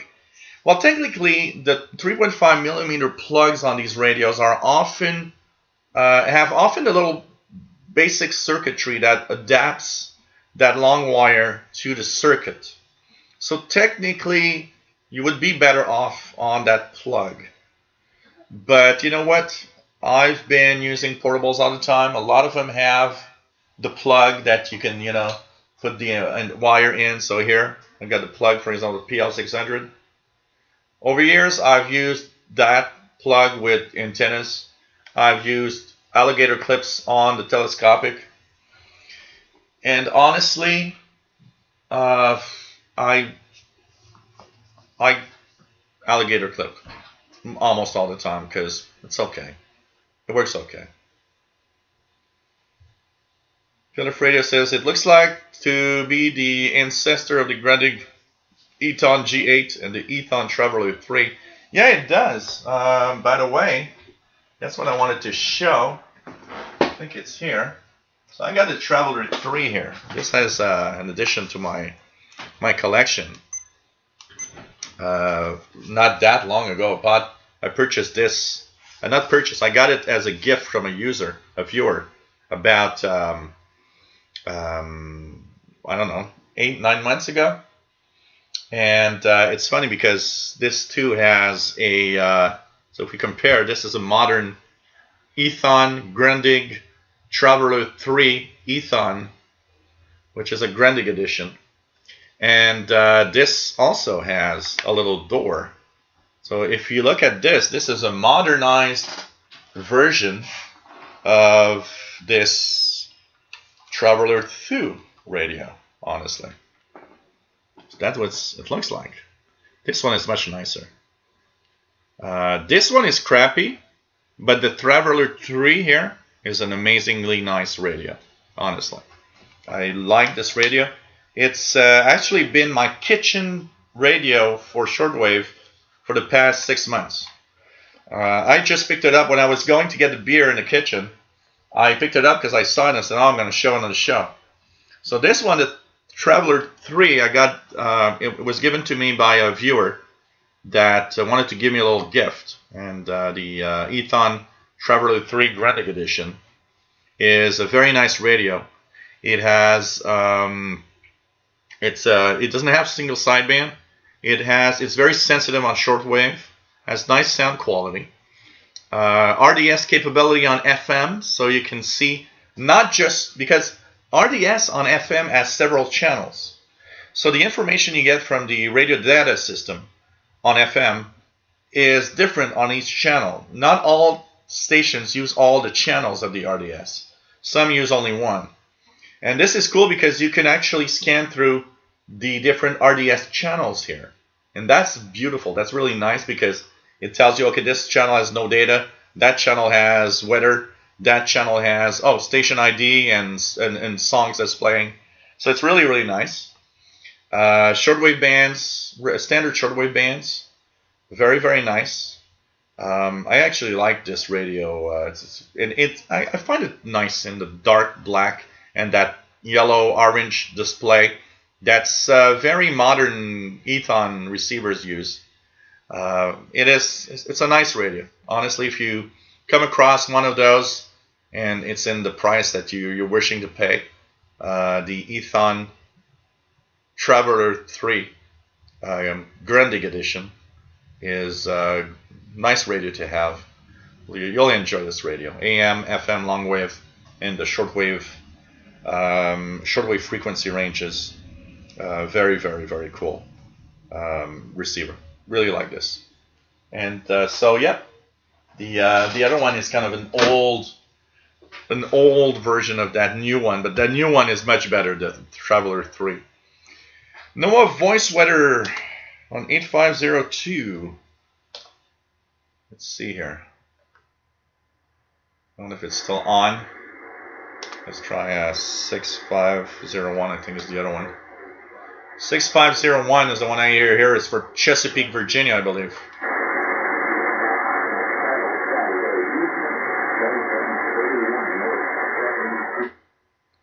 It's funny, but propagation doesn't seem to be that great today for some reason.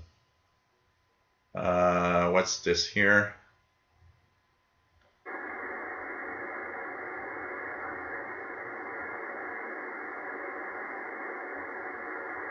This is weird. I need to check something. There's something weird happening with the SDR. Okay. I think it's better now. Okay, I'm okay now. I think the low frequency and the frequency I was tuning were too far apart. There's something weird happening. So anyways, Fanny Xanakis says I had handed down an old grounding satellite. Sorry. Let me just go down here. Satellite 6000. It's awesome. Works perfectly. Oh, nice. Nice. Well, actually, it's the NOAA. Yeah, it was on. They have different maritime stations for weather PLF radio. There's the Chesapeake, Virginia. There's one from Louisiana. There's another one out in California, Rays Point, California. There's also Seattle Radio, which is another one, and they often have maritime weather broadcasts for sure. Henry Mensch says, "Yep, I have batteries out of most of the radios. Only the radios I expect to use during a power outage have batteries, and I replace them 2 times per year." Yeah, like I said, mine have rechargeable batteries, which actually makes them kind of immune to having batteries that will leak. The only thing is the batteries might be dead by the time that I use it, but it's pretty cool. What else do we have?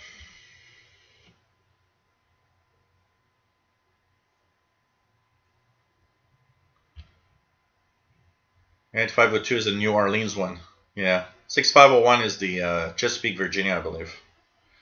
Department of Defense says synthesized voice on 8502 is the Iron Mike. Radio Vanny Cuban English 9720 says Bobby Burgess. WA4 AOS, nice to have you on board from South Carolina.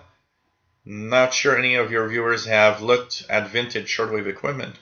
Many Collins, Hammerland, Alecrafters have decent front ends, good sensitivity, and fair to excellent selectivity. You'd be surprised. A lot of viewers are actually have some of those old receivers, and it is true that there's a lot of very excellent, very good tube receivers. They're very, very decent for the time. C. Johnson, I used to buy 9-volt batteries for 72 cents when I could get them, but that deal just disappeared one day. I would be, you guys remember that, being a member of the Radio Shack Battery Club, and I would always get the 9-volt battery because for me, I thought the 9-volt battery was a much better deal at the Battery Club than getting just one AA or C or D battery. So I would always get the 9-volt battery every time.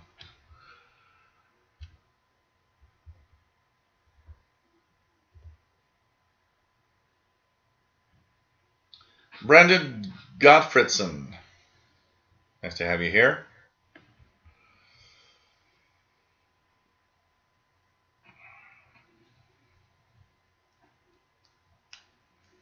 Oh, I didn't know that you lost your presets if they do. Jerry DX says, or the GP5 SSB, if the battery runs out, you lose all your presets. Hopefully they'll fix this in the next model. Oh, that is sad though. That makes it less interesting. I know that and let's talk about it. I got this as a gift from CountyCom, 2 years ago now. I think it's 2 years ago now. And was it last year? No, it's 2 years ago. I think it's 2 years ago. And basically, I like the CountyCom GP5. The ETM, Easy Tuning Mode, is cool. And by the way, this Countycom GP5 is the same thing as the Texan PL365. But it has one main, first, okay, the lack of keypad makes this fairly difficult to tune. And of course, to compensate, you use the memories. Problem is, and I did not see that problem first because I used it a lot for the first few months. So when I did my review, I had not noticed one flaw in this radio. That became pretty much a big flaw when I noticed months later, is that when you leave it alone and don't use it for several weeks, it drains the batteries. So the first thing you want to do in this, don't leave alkaline batteries in here because they're going to drain the batteries, even if you don't use it. I don't know why it drains so much power on the battery. So for example, this one's been on the shelf here for 2 months. Month and a half, and I haven't used it. The batteries were fully charged, and my battery indicator on the side here says that the batteries are dead right now. And if I turn it on, it does turn on, but it's probably going to turn off pretty fast because so right now I'm on FM VPR at 107.9,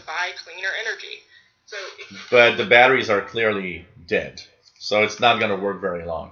So unless you have rechargeables, don't leave the batteries in the Countycom GP5 or the PL365.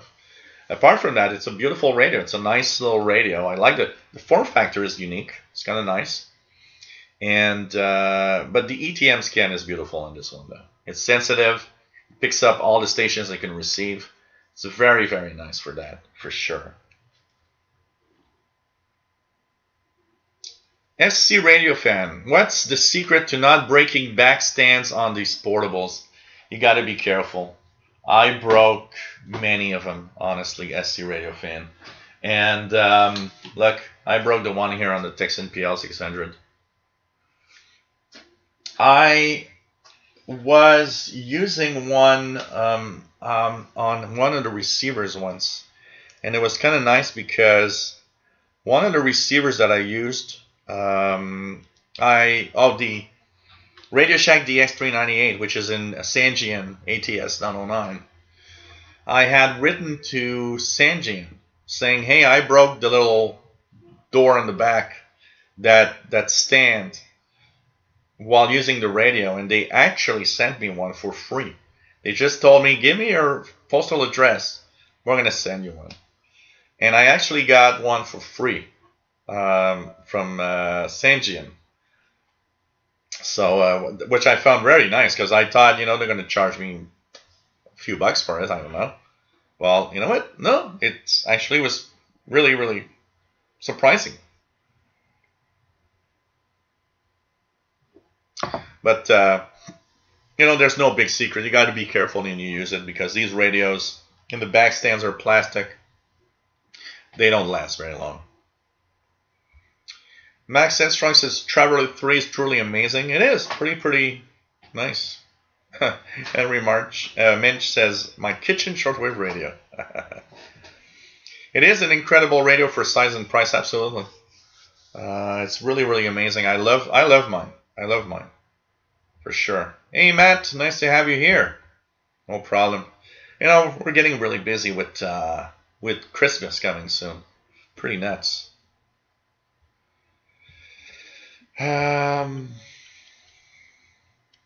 Pretty crazy.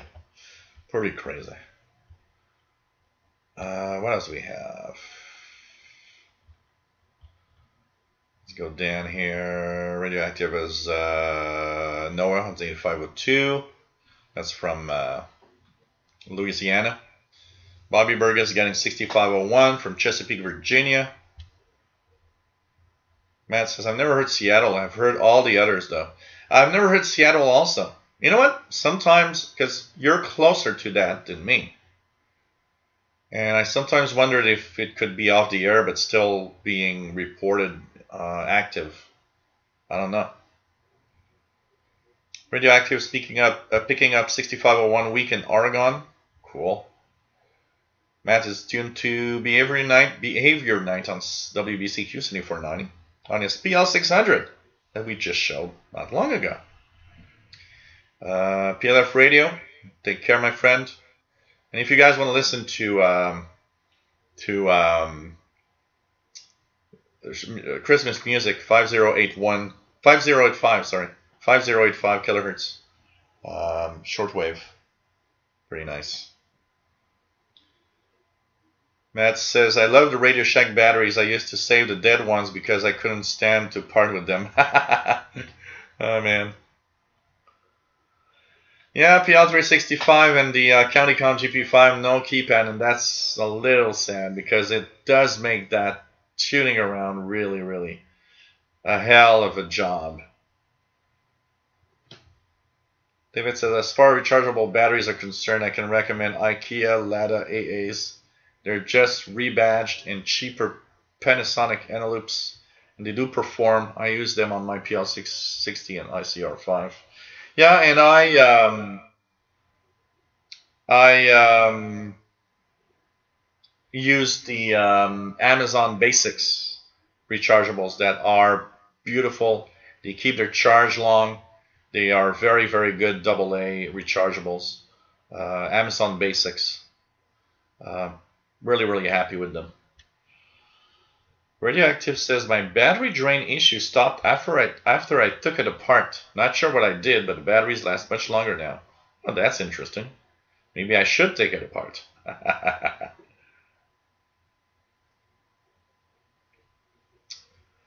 Brett Wayne, you and I got the GP5 about the same time 2 years ago. Yeah, I remember. So it's 2 years. Wow, time flies. Incredible. Hey, Fastload. Nice to have you here. Of course it's beer time. Time to get hammered. No, I'll wait until Christmas Eve.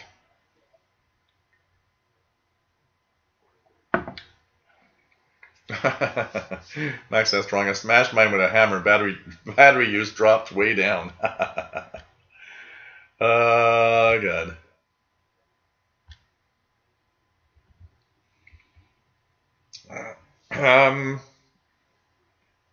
Piet Mondrian student says, with the PL365, using the radio becomes the object of use, not listening to the stations. It is a chore. Yeah, it is a chore to tune around and try to start, going through the frequencies. I remember one day there was a CB transmission I was hearing on one of the radios, and I wanted to see if the CountyCom GP5 had, could get it. And by the time that it took for me to tune 27385 lower sideband, they had stopped talking because it just took me too long to be there. Gives you an idea of how difficult that thing is, I can tell you. Matt Beater DXR, the stand on my Ethon E5 Grandic G5 did not last long with either. Yeah, these radios, the PL6, is mine still good here? Come on, that's my Grandic G5. Yeah, mine is still good. Look at that. Mine is still good from the original. But I'm going to be careful now. I'm going to touch wood here. I don't want to break it. Hey, look at this. This is one of the battered down. I need to clean it. I haven't done it, but I need to clean it now because it looks ugly. But this is one of the most amazing portables I own. The Grandic G5. I purchased this at, I believe it's Radio Shack. And I got it on sale. It was I think they sold it for $199 for a long time. And I got it on sale. I don't remember exactly how much I paid, but it was $99 or $79. And they wanted to get rid of it. If I had one radio, if I was on a desert island and I got one portable that I want to have with me forever, okay, I'm going to choose the Grandic G5. Best portable I've ever owned in every aspect. It's just amazing in performance. It's an amazing radio. And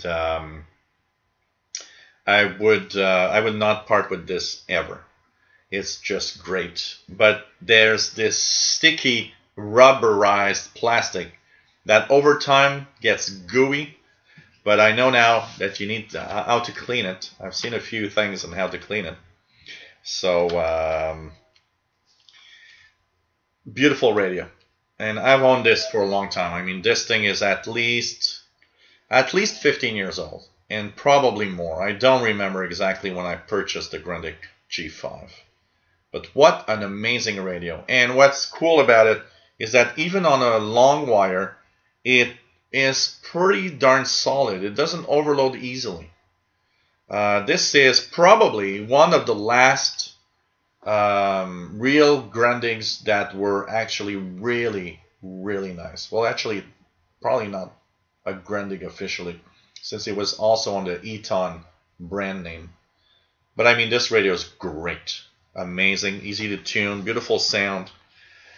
I just love this thing. It even has a line-out jack for recording. This overall probably is the best darn portable I own. If there's one to have, anybody that finds one here at a special price, you know, used on eBay or anything, jump on the occasion to get this, because this is one of the best portables ever made. I can tell you that. It's sad that this doesn't exist anymore as a brand new, because this is really one of the best portables ever made. I'm really happy with it for sure.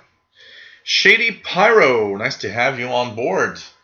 As they say, better late than never for being at a party. And let's just put the radio here.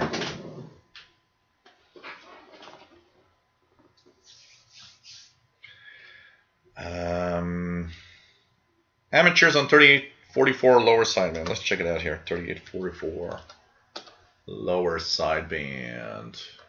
There's actually a lot of hams on the 80 meter band. Seeing that you're coming so well. You know how it is. KTYN. There's another station on frequency. His name is Scott. He is also in New York. Stand by, Ollie. Oscar 07, Oscar X-ray. This is Whiskey, Uniform 2 X-ray. Whiskey United 2 X-ray. You're 5 minutes on 10 into New York, guys. Pretty cool. No, I'm 37.99, guys. Sorry. I just changed, but 38.44 and so on. There's hams. Lots of activity actually from the SDR. I see there's a lot of activity on 80 meters. A lot of activity on 80 meters right now. There's tons of signals everywhere.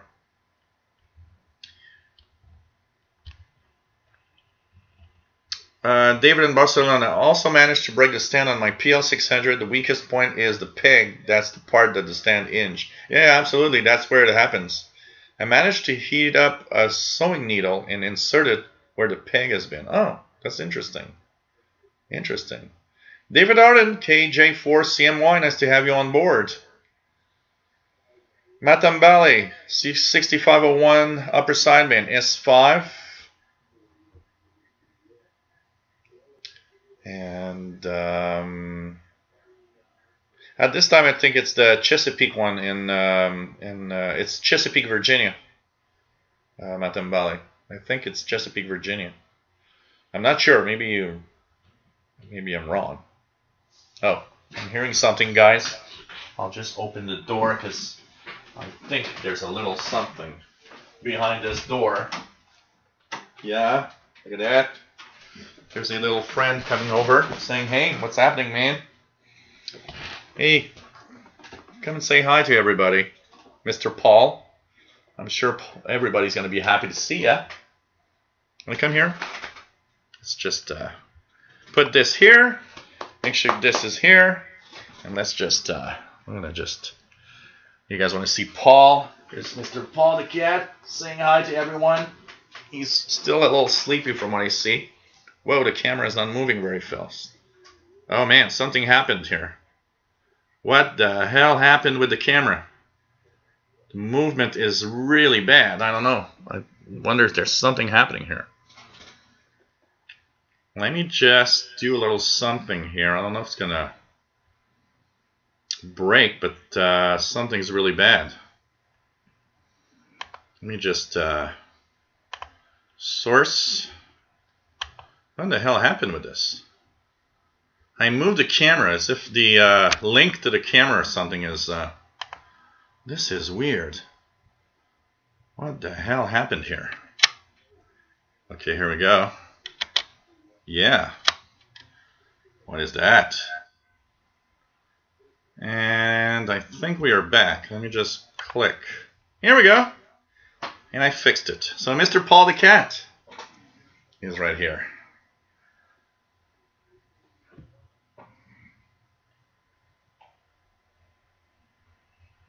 Mr. Paul wants beer.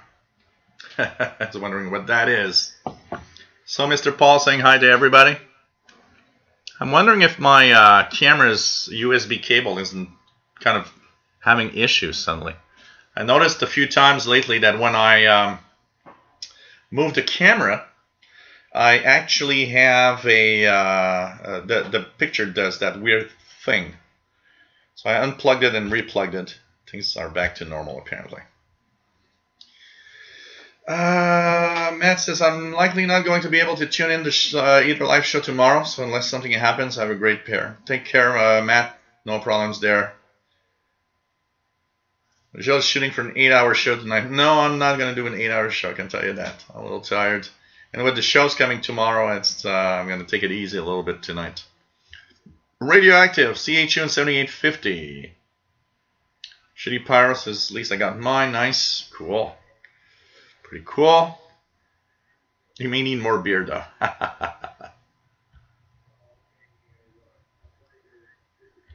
Okay, let's go back here. What do we have? I'm just going to put it like this. Mr. Paul. Yeah, man. I love you, too. I love you, too.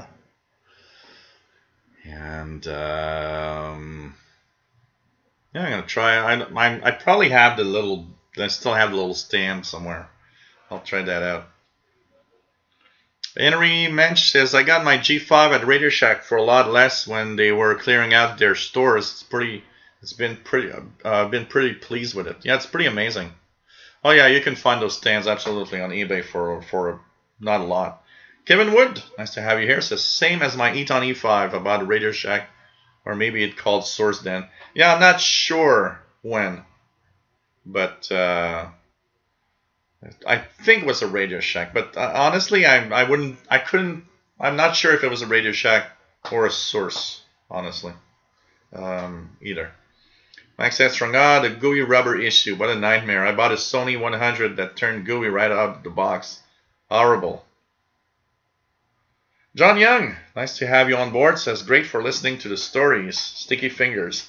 The Stones, sorry. The Stones, Sticky Fingers. I had that, my brother had that album, and I always remembered finding it so funny. Because for those that know vinyl records, the Stones Sticky Fingers album actually had the front part of, I guess we could imagine being, I don't know,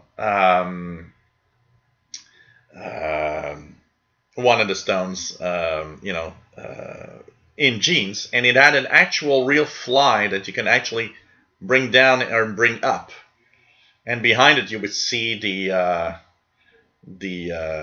underpants. It was kind of okay. It was funny. I always thought it was a funny album. It was so cool to have, these vinyl records back then. They could do so many things with those. It was just so cool.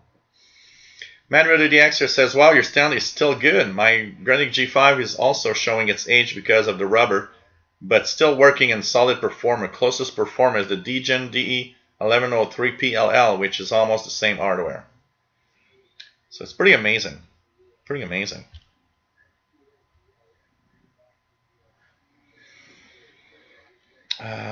What else do we have? Fanny Zadakis says, I suddenly feel the need to check the battery compartment of my radio.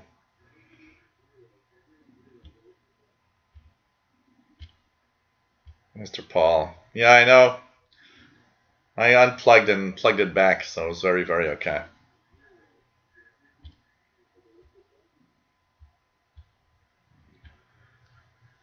David says, T-Video Reticus avoided this problem very clearly on the V115. The stand is a plastic piece attached to the strap that inserts. Oh yeah, that is kind of a nice way to do it. Mark Schmidt, nice to have you on board. Actually, now I know one thing because I've never done this before. So I took a chance. I said I'm going to unplug the camera and replug the camera and see if the software holds up and is able to handle the fact that the camera is off or not. And so I just learned that you can just unplug the camera and plug it back. So at least this is okay.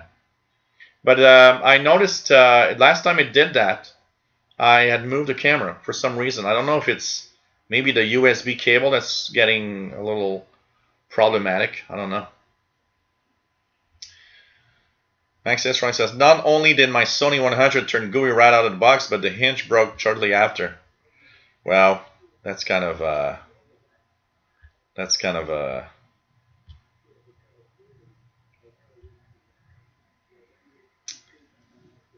Take care, Matt. Always nice to have you on board. KE0SFC. Ham call WA0080SWL. Shortwave call. What else do we have? Radioactive as San Francisco ATC 10057 upper sideband.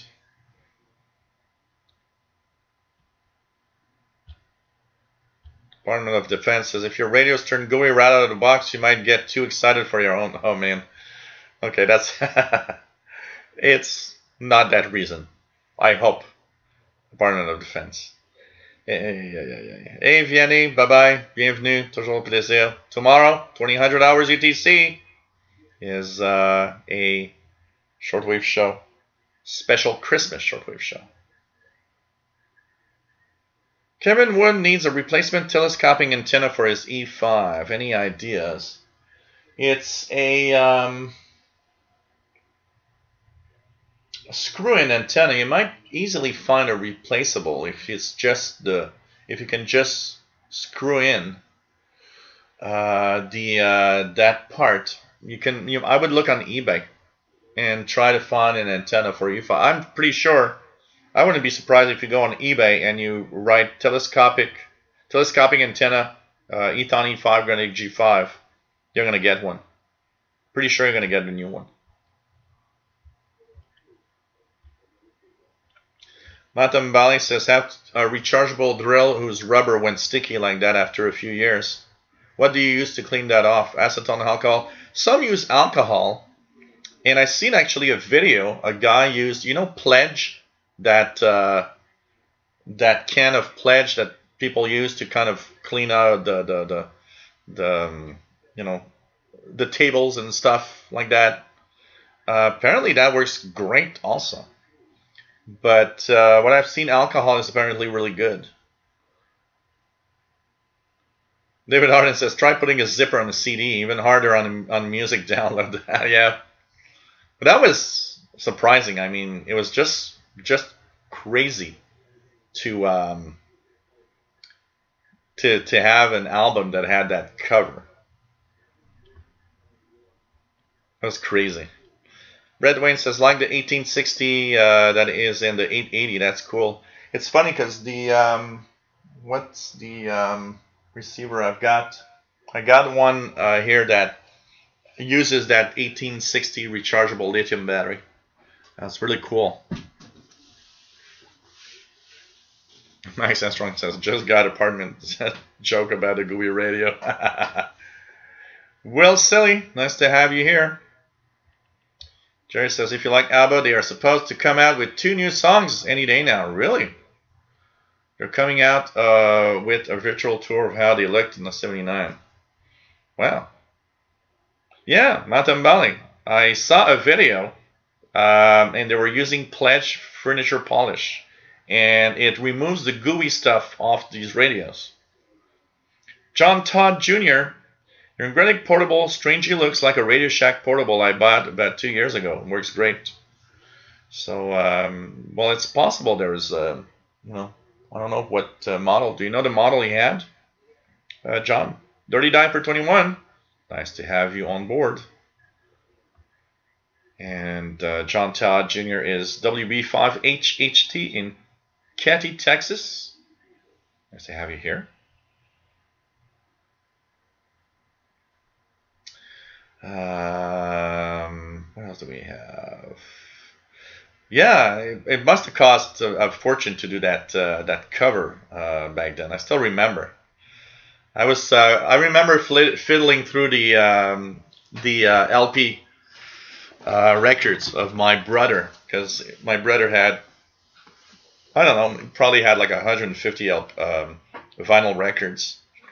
And when I started listening to music, seriously, like in around 79, 80, 1979, 1980, of course I was looking for music. And, you know, when you're 10 years old, 11 years old, you don't have money.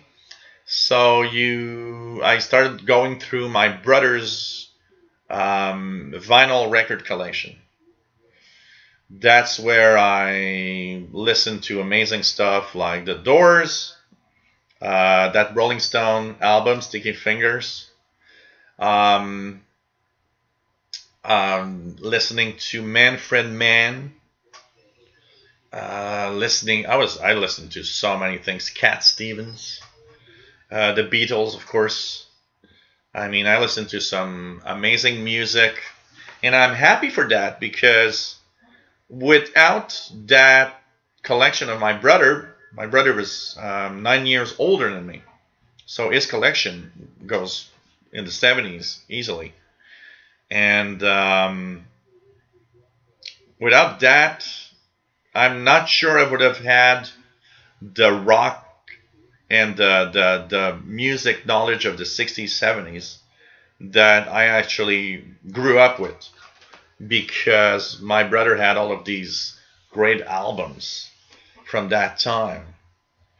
And I even had, and I always tell everybody, the first time I listened to a Pink Floyd album, I was listening to the album, which was Wish You Were Here, on 8-track cassette. I was listening to Wish You Were Here on 8-track cassette. That's my first time I listened to a Pink Floyd album. 8-track cassette. And I mean, I listened to that at 11, 12 years of age, over and over and over again. Just crazy.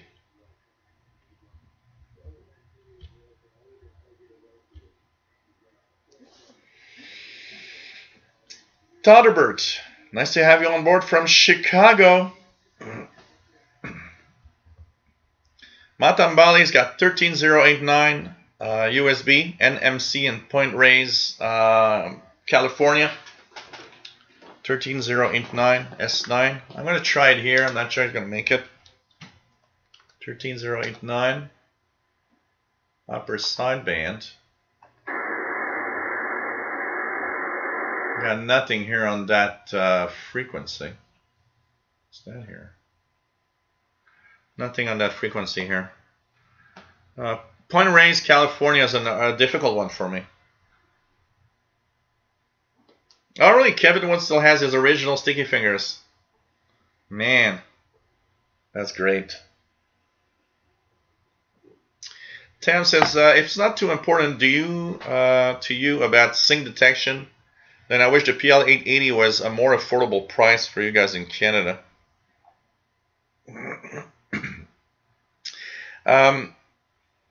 I do enjoy using synchronous detection, and the best radio I've got here that actually has this is it here? Yeah, it's here.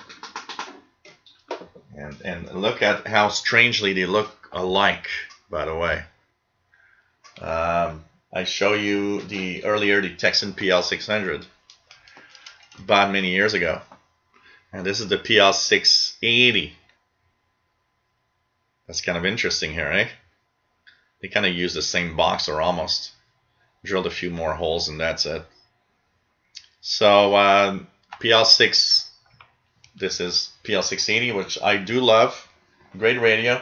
Unfortunately, about 1.5 kilohertz off its main frequency.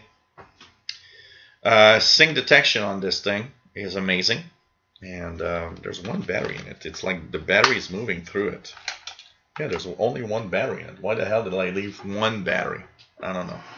Anyways, so there's no batteries right now.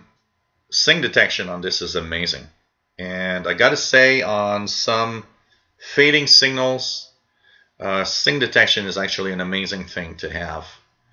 I would say that after the Granding G5, if I was on a desert island, I can't bring the Granding G5, so you got to choose another one. I probably would have chosen, okay, I'll take the Texan PL680. Great sound quality compared to the other ones. The other ones had sound quality that was a little, like the PL600 is harsh. This one has beautiful sound quality off of the speaker. It's a great radio, very sensitive, very, very nice. Better, easier to tune single sideband. This one has easier to tune single sideband actually. And the sync detection is amazing. So when you have fading signals, the sync detector works great. And it has the airband. It's pretty nice. Pretty nice. And nice keypad. Full coverage, long wave, medium wave, short wave, and FM. It's good in almost every aspect. Almost every aspect. You guys didn't see this. It was just so amazing. I was showing you the radio, and Paul the cat wants attention. So he actually had one paw on my leg. The other one almost, if the radio would have been like this height, he would have touched the radio. It was like, hey man, I'm here. I'm here. Oh, I know why. Look at that. He was going nuts with the dangling. Look at that. You guys should see it. Oh man, he just saw this. A cat. You don't think about it, but look at this. I don't know if it's gonna work again, but okay. Is it gonna work? I don't know if it's gonna work, but it was just amazing. He's looking at it really intense, but he's not doing it this time around. Oh man, it's just so funny. That's where I didn't think like a cat. Because when I was dangling the radio, he was actually looking at this and going nuts. So, anyways, PL680, amazing receiver. Great radio. I'm happy to have this. Really, really nice. I upgraded to the PL680 because I knew it was an upgrade to the PL600 in performance. It had the sync detector that the PL600 does not have, and it had the airband, which was kind of curious for me. Now the airband isn't very sensitive, honestly, but it does the job in picking up here, especially here where the airport's so close and the plane's passing overhead. It does the job for picking up airplanes. Okay. What else do we have? But the PL880 is nice. I would like to have one, but it is a little expensive here. Well, someday I'll have one, honestly. Bobby Burgess, here's 2 stations on 9720. Do I hear anything on 9720 here?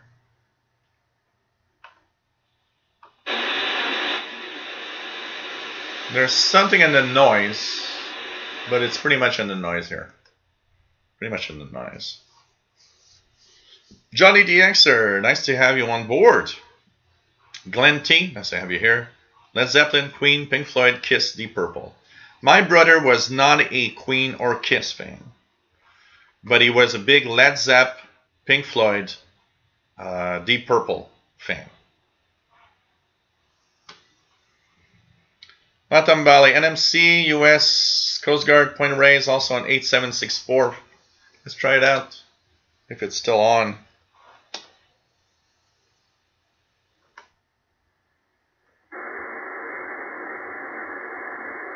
Nothing on 8764.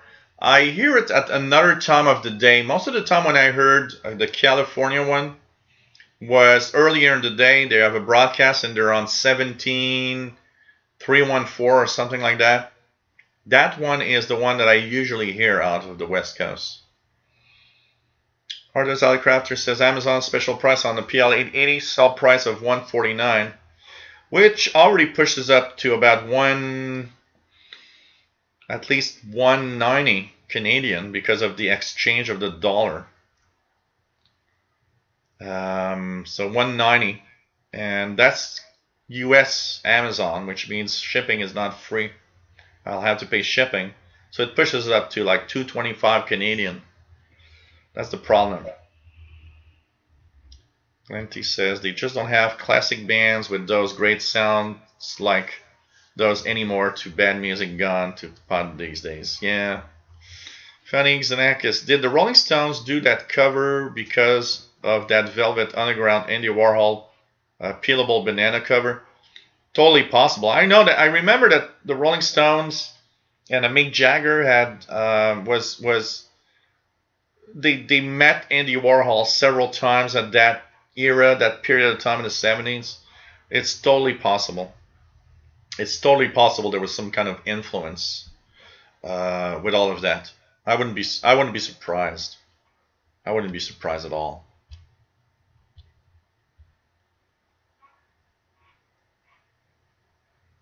So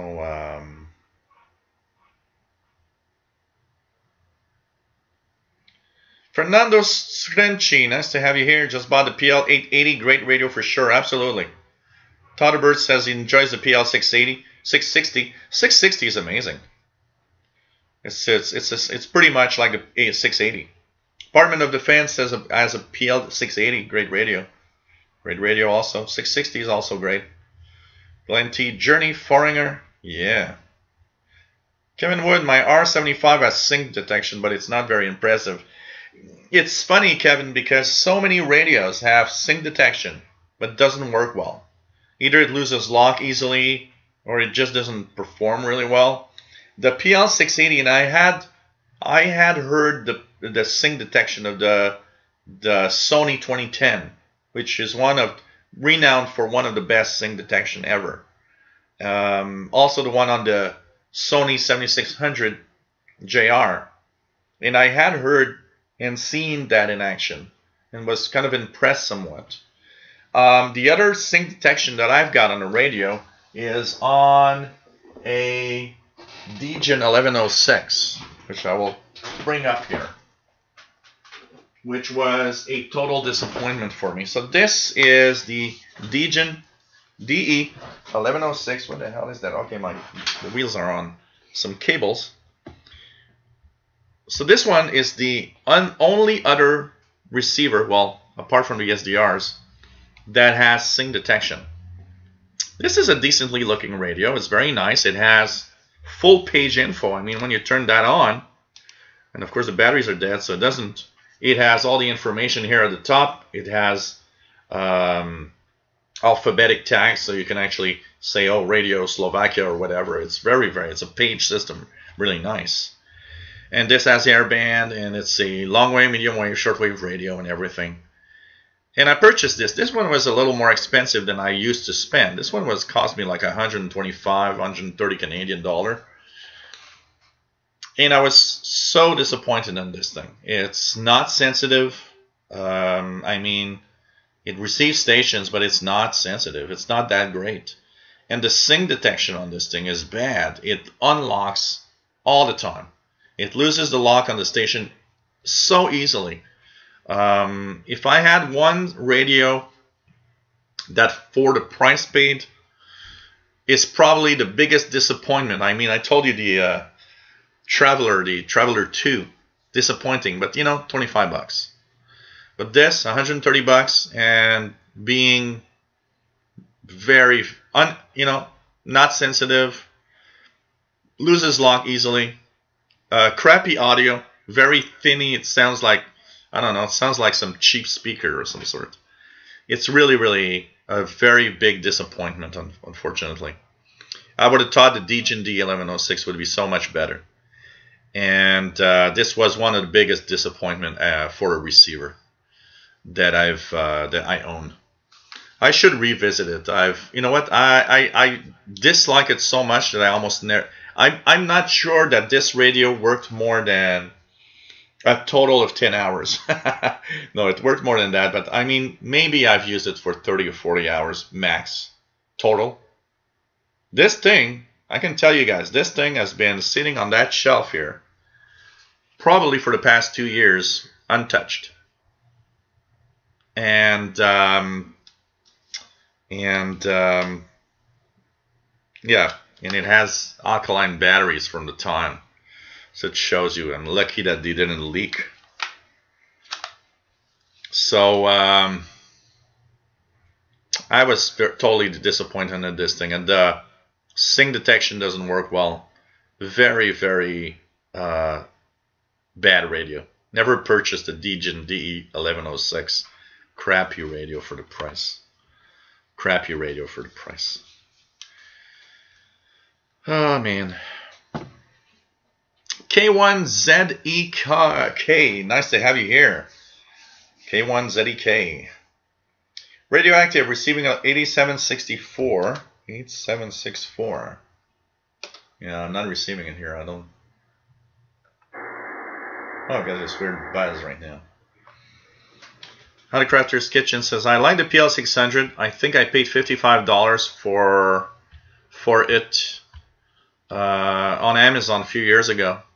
Yeah, you know, approximately what I paid for it, because $55 US was about 75 Canadian dollars.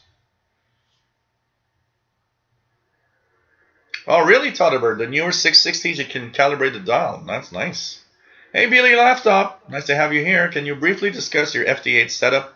I enjoyed listening to your video last night. Quickly, for those that's seen it. By the way, thanks for everybody that have told me that my bandwidth setting was too small. I should have set the bandwidth at 3,000 hertz, 3 kilohertz, to have more stations decoded. I for some reason, I didn't think about it. So the FT8 that I decoded last night, so I downloaded, for those that don't know, there's a new version of SJTX software for decoding FT8, JT65. It's version 2.0.0. So get that, because you'll get better decodes, by the way. So on my laptop, I have stereo mix available within the laptop, so I don't need to install a virtual cable or anything. Stereo mix already does it within Windows. If you don't have stereo mix possibility on your computer, then you'll have to install a virtual cable for the audio, so that it can be driven through within the computer itself. So last night what I did was simply activate the virtual cable and simply fire up my SDR Play RSP1A. And so the audio is virtually driven within the computer. And that's it. It just decodes. The very important thing, if you want to decode FT8 or JT65, your clock must be very precise with the real time. If you have more than half a second of a second of difference with your clock and the official time, you'll never be able to decode. It's time-based. The way that it works for decoding is time-based. It's important that your clock be very precise. That's for sure. And that's pretty much what I did. And I'm going to do another one tonight, probably. I'll try to post another video of that tonight and have the decoding done. And let's open beer number 3. Let's take it out here and open beer number 3 and have Mr. Paul the Cat smell the beer, wondering what that is. And here we go. Here we go, Mr. Cat.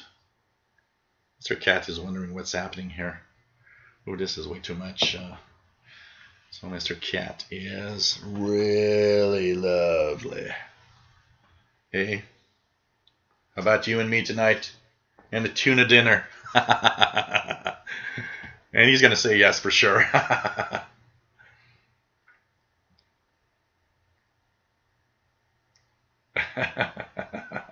You want beer? Because of you, I've made this really huge collar here. I'm going to let it go down a little bit. So that's pretty much what I did yesterday. Just set it up with virtual, with stereo mix in Windows. But you can, if you don't have stereo mix, you can use a virtual cable. Pretty cool.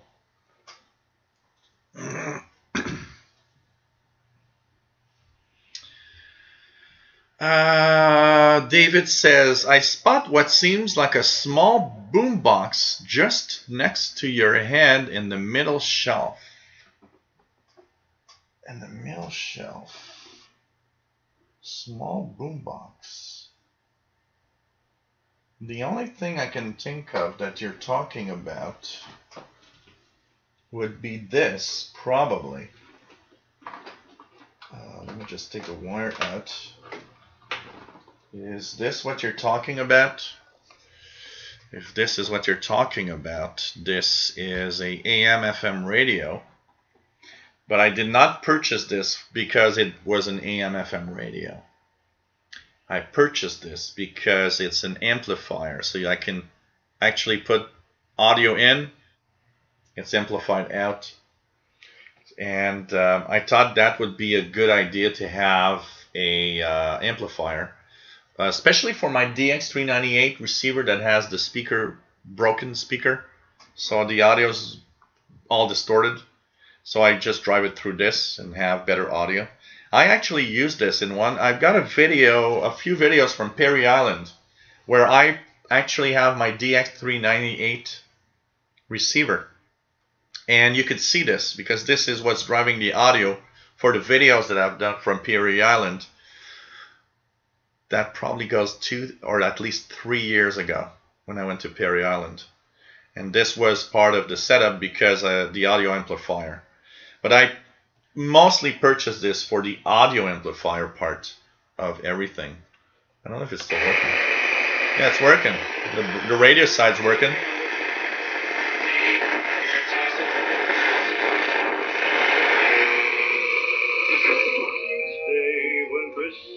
Christmas. Yes, Christmas market. No kidding. That's tomorrow, 50 St. Catherine Street West. It's open 11 a.m. to 5 p.m. I'm sorry, isn't it usually just called a vegetable market?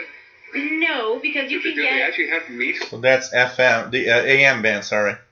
So it's really an AM/FM radio and an amplifier. So if that's the one you were looking at, that's what it is. And I almost never listened to the radio on this thing. Almost everything I did on this thing was use the amplifier. And by the way, it has that sticky rubberized finish also, which is kind of bad. Alec Crafter's Kitchen says Warhol designed sticky fingers cover. I didn't know that, so we're learning stuff here about the rock history. David says, and just in front of that mini boombox, right speakers, there's another unidentified radio object. I don't know if it's this Texan that you're meaning, or this Ethan that you're meaning.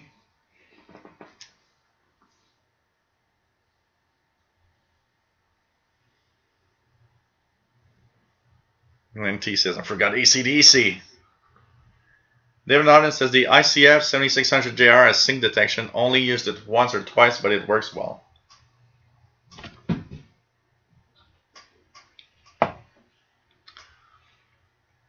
PLF, what am I saying? Let me just go back up here.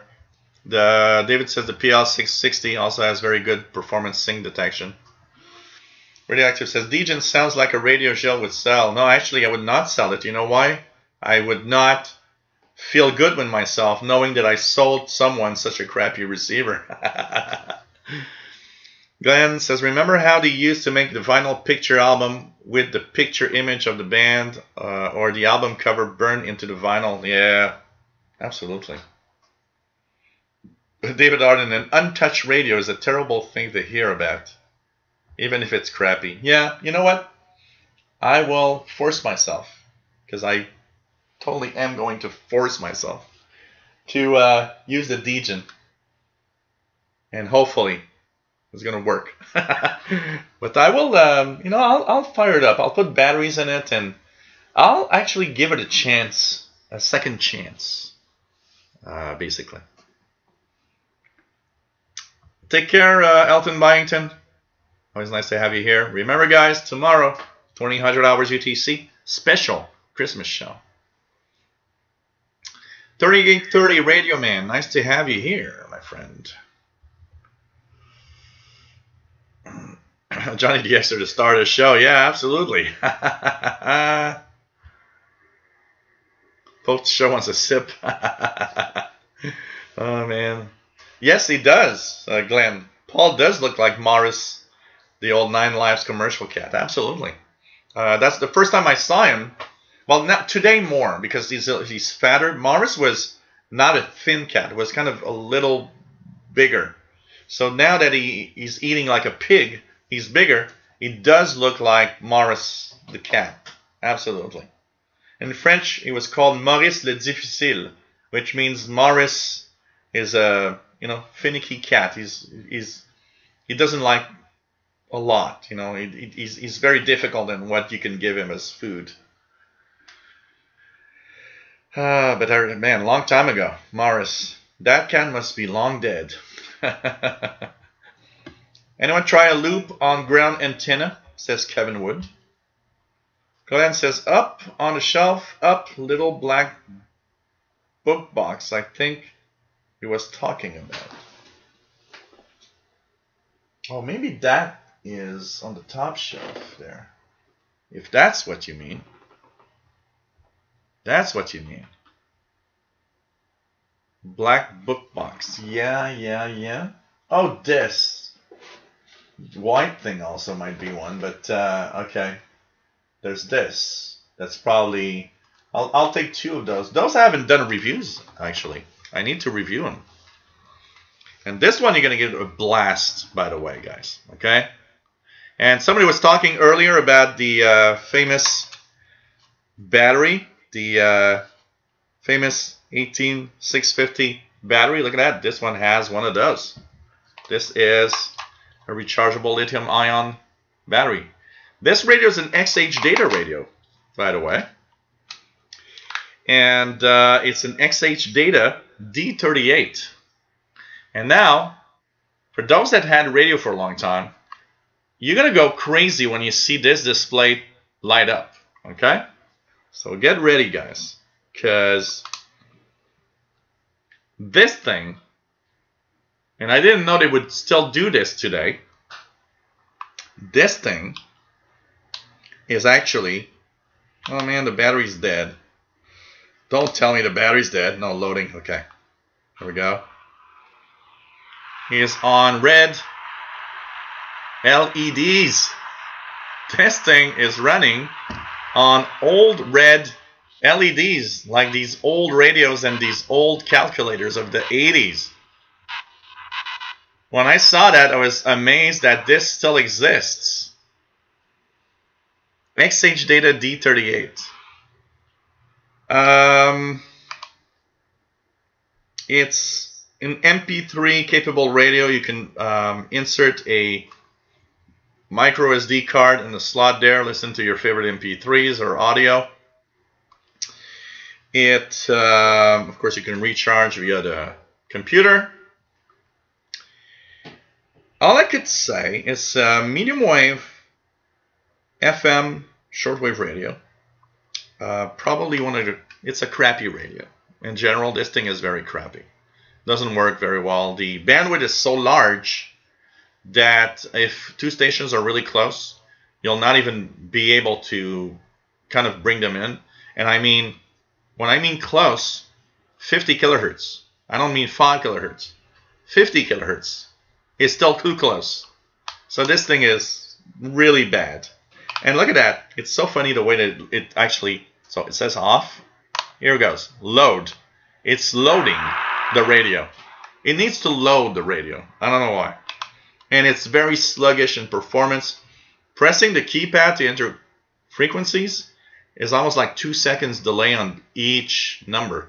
This is, I don't know who designed this or why did they design this, but this is weird and crappy. This is like 20 bucks. And I mean, the Tivdio V115 is a million times better than this for 20 bucks. The other one here, the Happy Radio. So this is a another very cheap 15 to 20 bucks receiver. It works okay, but it has one big flaw. It's very noisy. Its synthesizer is so noisy in the radio. But not just that, it's here it overloads with all the FM stations, so it makes it almost impossible. Impossible. It was totally impossible to almost to tune in. But you know, I will I will review these. I need to review these. These are not on my review list on the channel, so I need to do something with that for sure and review them.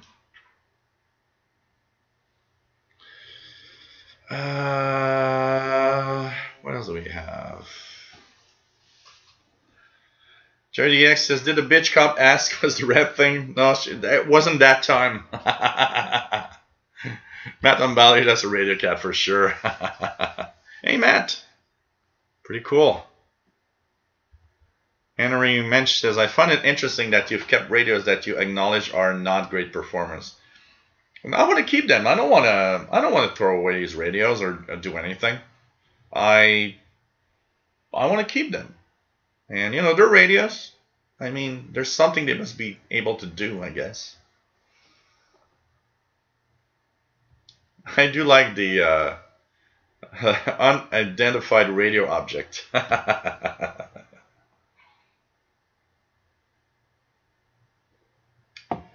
A urologist. Yeah, Brett Wayne, you too. I like you too. JDX says, sell the DGen on eBay for $1,000, make Jill smile during the holidays. If I get 2,000 for the 1,000, I get 1,000 for that radio. Man. Yeah, it's great. No worries, it'll be insured and it's going to be really well packed. It's not going to be broken when you get it. And next week we are reviewing the Texan PL880 and the XH Data D808. God. Johnny DXer 5935 6115 Brother Stare is everywhere. Yeah. Nick Mayakovsky, time spent with inferior radios is time lost with superior ones. I like that. Absolutely. Radioactive. Will there be pirates, you think, for Christmas show? If so, will there be rum involved? You know what? There's a few things that's still not official for tomorrow yet. But you guys will see tomorrow. Anything can happen.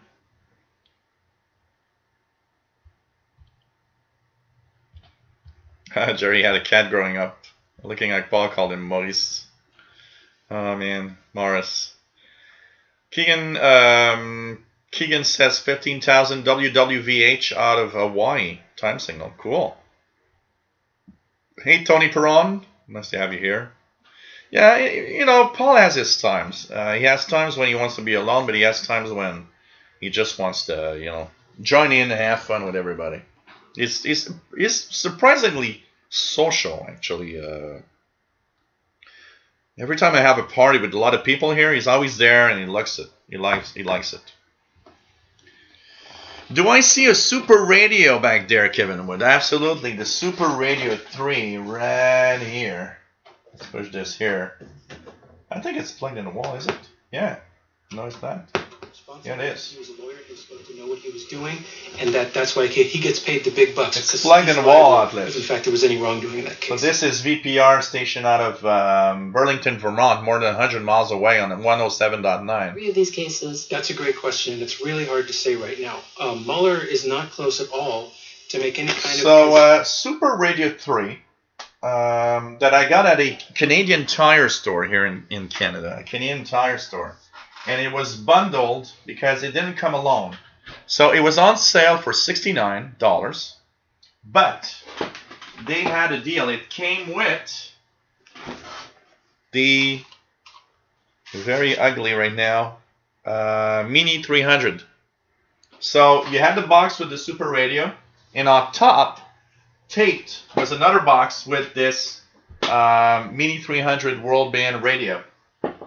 So I thought for $69 I got two radios, and I had never owned a Super Radio before, so I surfed on the people saying that this was an amazing AM/FM radio for DXing, and the fact that I had this little shortwave portable with it. Of course, I had to take the deal. Now, we all know that Super Radio 3 isn't the best performer of the Super Radio series, but I did DX quite a lot with it. It's actually a nice radio. It has tuned RF circuits, which is very, very unique for a portable radio. And, you know, I don't use it all the time. It's been, for years, it's been my kitchen radio for listening to local stations, basically. And it's nice. It's okay. I can't say it's an amazing performer, honestly. And I've seen a lot of people say, well, you know, it's not that best. The older ones are better. But I'm still happy to have it, and it has great sound because I have a great speaker. And I got to say, this little, even though it's drifts a lot, this little Ethon Mini 300 that looks beaten and battered right now is actually not bad of a performer for a shortwave multi-band radio, and it's cute with the red color it has. So purchase that together at the Canadian Tire stores. Department of Defense has my cat's a tuxedo named Zulu. 25 more cats, and Jill will have the entire phonetic alphabet watching him. Oh man.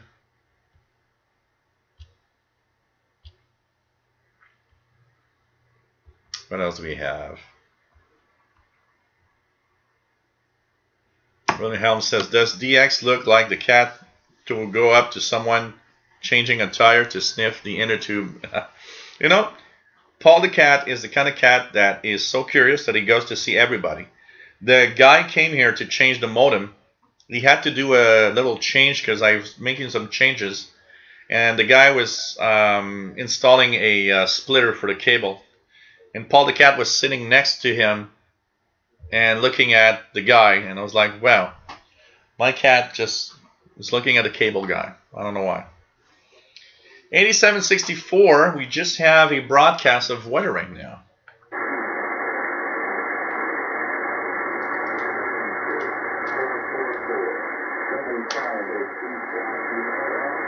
It's also in 6501 upper sideband. 8764, 6501 upper sideband.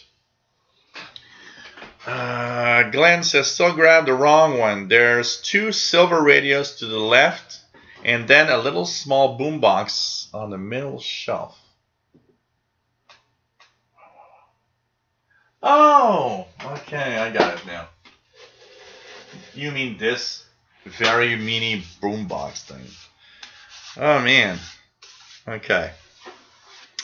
I've never talked about it because this is an AM/FM radio. It's one of those crappy stuff that you get at the dollar store. And the reason why I got this is because one day I was at, this is a long time ago, like 20 years ago. I was at the shopping center. And there was a lady there that wanted to give you a credit card. And if you actually filled the form for the credit card, you would have a radio. And because I like radios, I said, well, I want to have a free radio, come on. So the poor lady, I actually gave false information throughout all of the thing because I didn't want to have another credit card. So I invented a new name and whatever, a fake address.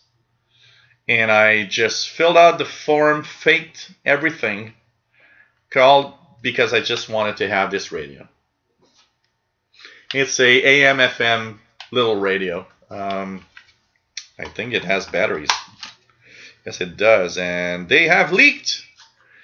They have leaked. And I don't think I've turned this thing on for at least 10 years. So I'll need to check that out because they have leaked. So this was, but this I've seen like at the dollar store for like $5 or something. It's a cheap AM FM radio. So this is what you have. And this is what you guys wanted to see. So they were giving it free if you filled out a form for a credit card. And I never fall for those things. But when I saw that they were giving away a radio, it changed everything. I had to do it. But of course I gave false information. So I'm wondering if somebody somewhere might have received a credit card on a fake name or not. Maybe. Who knows?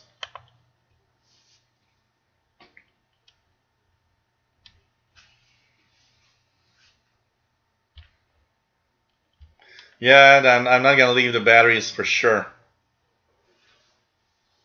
And the portable batteries, you got to be careful. The rechargeable batteries, you got to be very careful not to short. Because a lot of rechargeable batteries, is very surprising the amount of energy these things can actually have when they are shorted is crazy. And but most of the like I said earlier, most of the radios here are have rechargeable batteries in them, which that's why I don't mind for most part.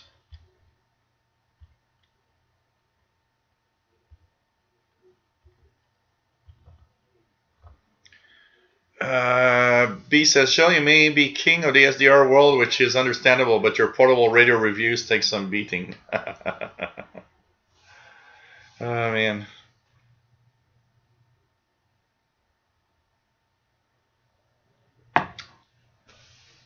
Ray Kelly, nice to have you on board. T.O. says, Super Radio has amazing audio. Love that speaker. The audio is amazing, absolutely. Absolutely. Glenn says, Texan PL 450 is a nice radio. Absolutely. Kato K1103, also known as the DJD 1103, is amazing also. So, yeah. So I'll check the link with the picture, but I'm pretty sure that's what you wanted to see. Yeah, okay. And the other one next to it. The other one is whoa. The other one is the Mini World 100 PE that I purchased. This, okay. You guys gonna find it funny, but it's not funny. It's, you know. This radio goes back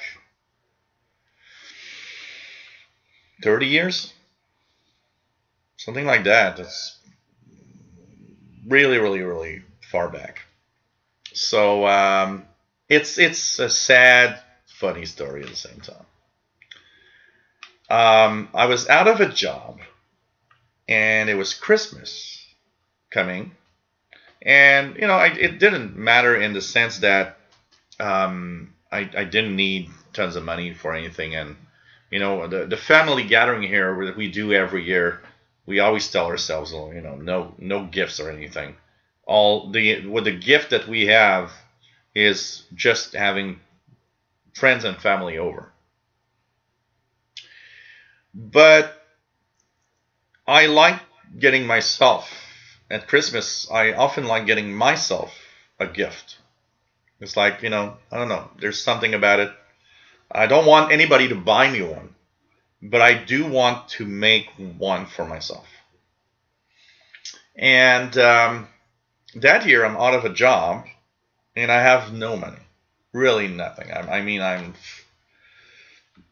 think I get into the Christmas holiday, you know, and I got like $40 in my pocket, and it's all that I've got. I don't have anything more than $40 in me. And that's what's going to be for the next, 3 weeks before I have something coming in. It's December 20, maybe December 20th, 21st. We're a couple of days before Christmas is arriving. And I get into Radio Shack, and this thing is there. And it is on sale for, I believe, $25. And I look at it and I'm like, I got $40. If I buy a radio, I'll have $15 left, and even less because of the taxes and all. I'll have $10 left on my pocket. And I'm thinking, well, I was living way back then. I was living with my mom, so it didn't cost anything at home, pretty much. And I thought I want to have a little gift, and I thought I'm going to buy myself this little radio. And it made my Christmas, because I put it in a little box and I put it in the wrapping. I put it under the tree, and on Christmas Eve, along with my mom, it was a very, very small Christmas Eve that time. Along with my mom, had a little bottle of wine and some, little things to eat. And it was with my mom listening to Christmas music, Christmas Eve. And I took the little box and took the radio out and everything. For me, it was like, I only have $10 in my pocket. Who cares? I have a little gift. And I don't know, it has some little special meaning. And I use this radio a lot. It's quite sensitive. And a couple of years later, I started doing some tech jobs. And I had this with me in the first tech jobs. I put it in my pocket. And I looked like a geek. Imagine, I was like this in my pocket. And listening into China radio and whatever broadcast. But it was that I had a little something for Christmas. I don't know. So a little Christmas story of little something that didn't have any money in anything. So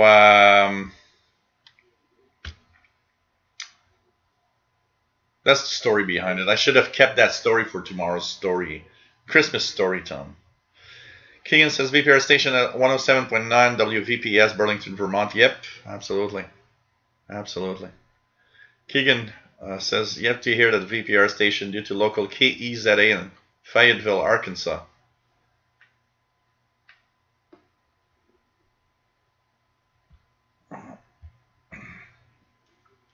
Dan says, I am good. Okay. Hey, take care, K1ZEK. It was nice to have you here. Johnny the Extra says, I had one of these mini boom boxes when I was a kid. Nick says, though did I. Wow. Glenn says, I used to have one of those also. Yes, at least 20 years. Yeah, these were so inexpensive. Kevin Wood says, DX Map says there's some ESCIP, maybe northern Michigan. Let's check it out here. Let's just go to 27.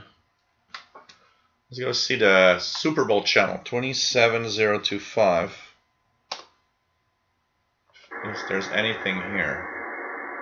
I'll leave it there. If anything pops up. There was some ESCIP happening earlier this week. I posted a video. Take care, Henry Mensch. It's nice to have you here. William Helms says, I've never had a Super Radio 2, but I always try to make one. I'm tuning work just as good. My brother gave me a GE72664B. Artist on the Crafter Kitchen says, Christmas gift to myself this year was an auto-ranging digital multimeter. Fantastic gift for anyone wanting to learn about electronics. Absolutely. Absolutely. Yes, the Geminids is going on right now. It's one of the strong meteor showers, and there's yesterday and tonight.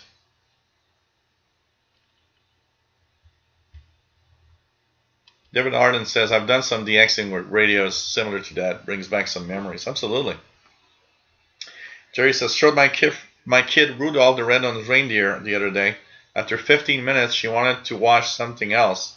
Kids these days, I went crazy as a kid when it came to, yeah. It's like, Charlie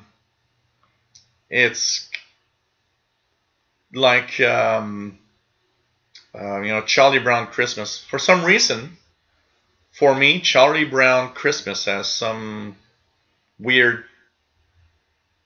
It's something I need to watch. I need to watch it.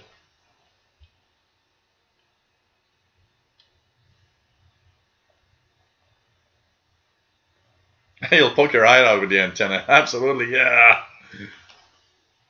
Glenn says, Christmas story of Christmas past. All good memories. Tam says, Shell, your complexion changed when you explained about having no job and having this humble little text receiver at the time. So honest and upfront. I mean, we all have hard times. I've had some really hard times. I've had times when I had no money.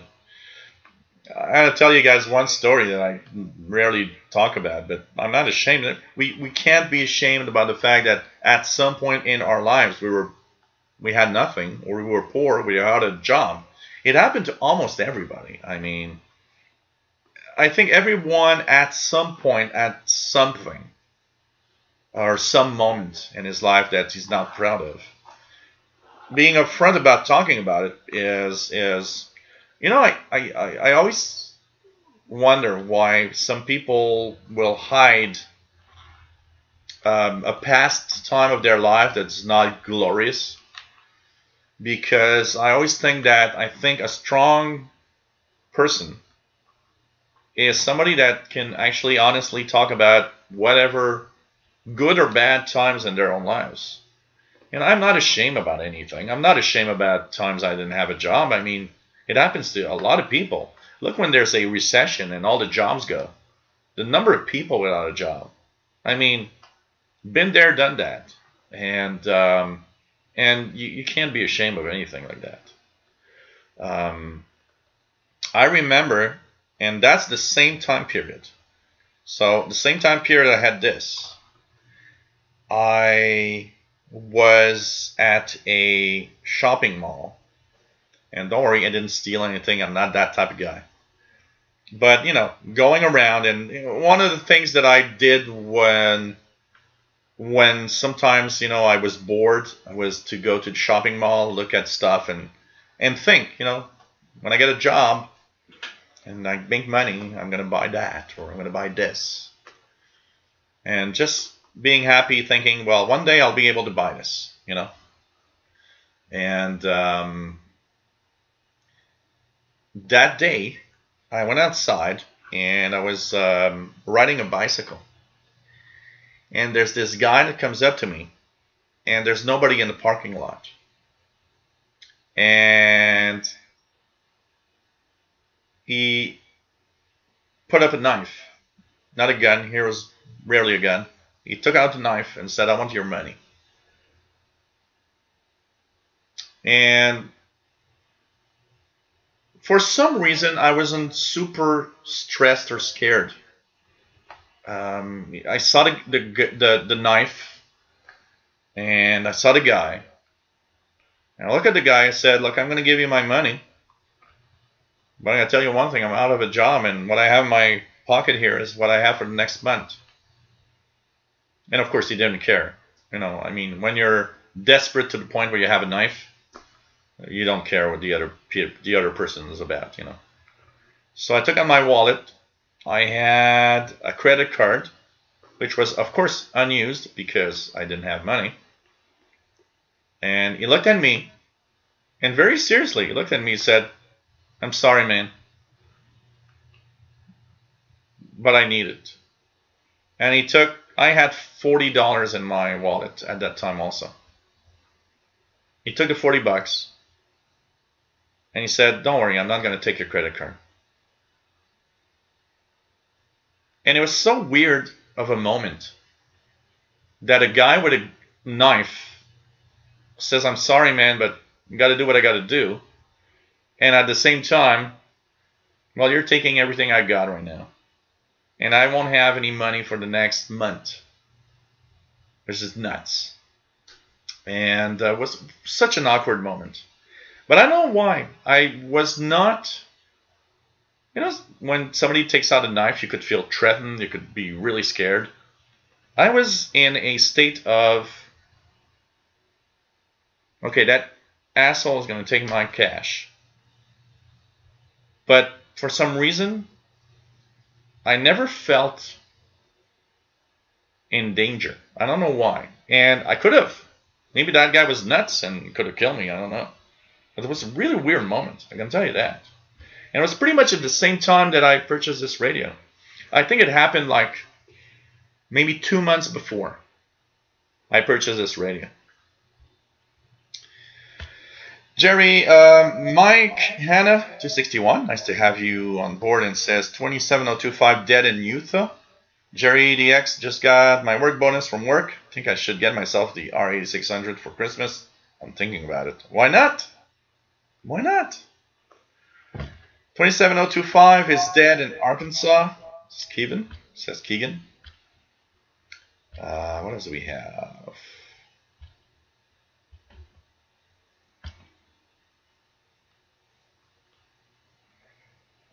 Jerry says they were talking about the meteor showers on 80 meter the other day, saying to keep an eye on 6 meter. Yeah, 6 meter and even 2 meter sometimes. But yeah, you know what? Especially with an SDR, if you have a software-defined radio, because you could see the traces on the waterfall. Put yourself on the 6 meter band, absolutely. Maybe I should. You know what? I'm on the sloper. On 6 meters, my sloper might be actually not bad at all for that. Maybe I should put the 6 meter band.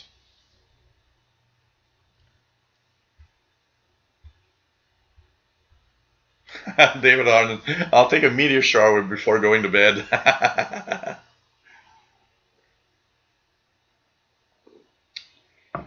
Spanking from the wife if you get the radio.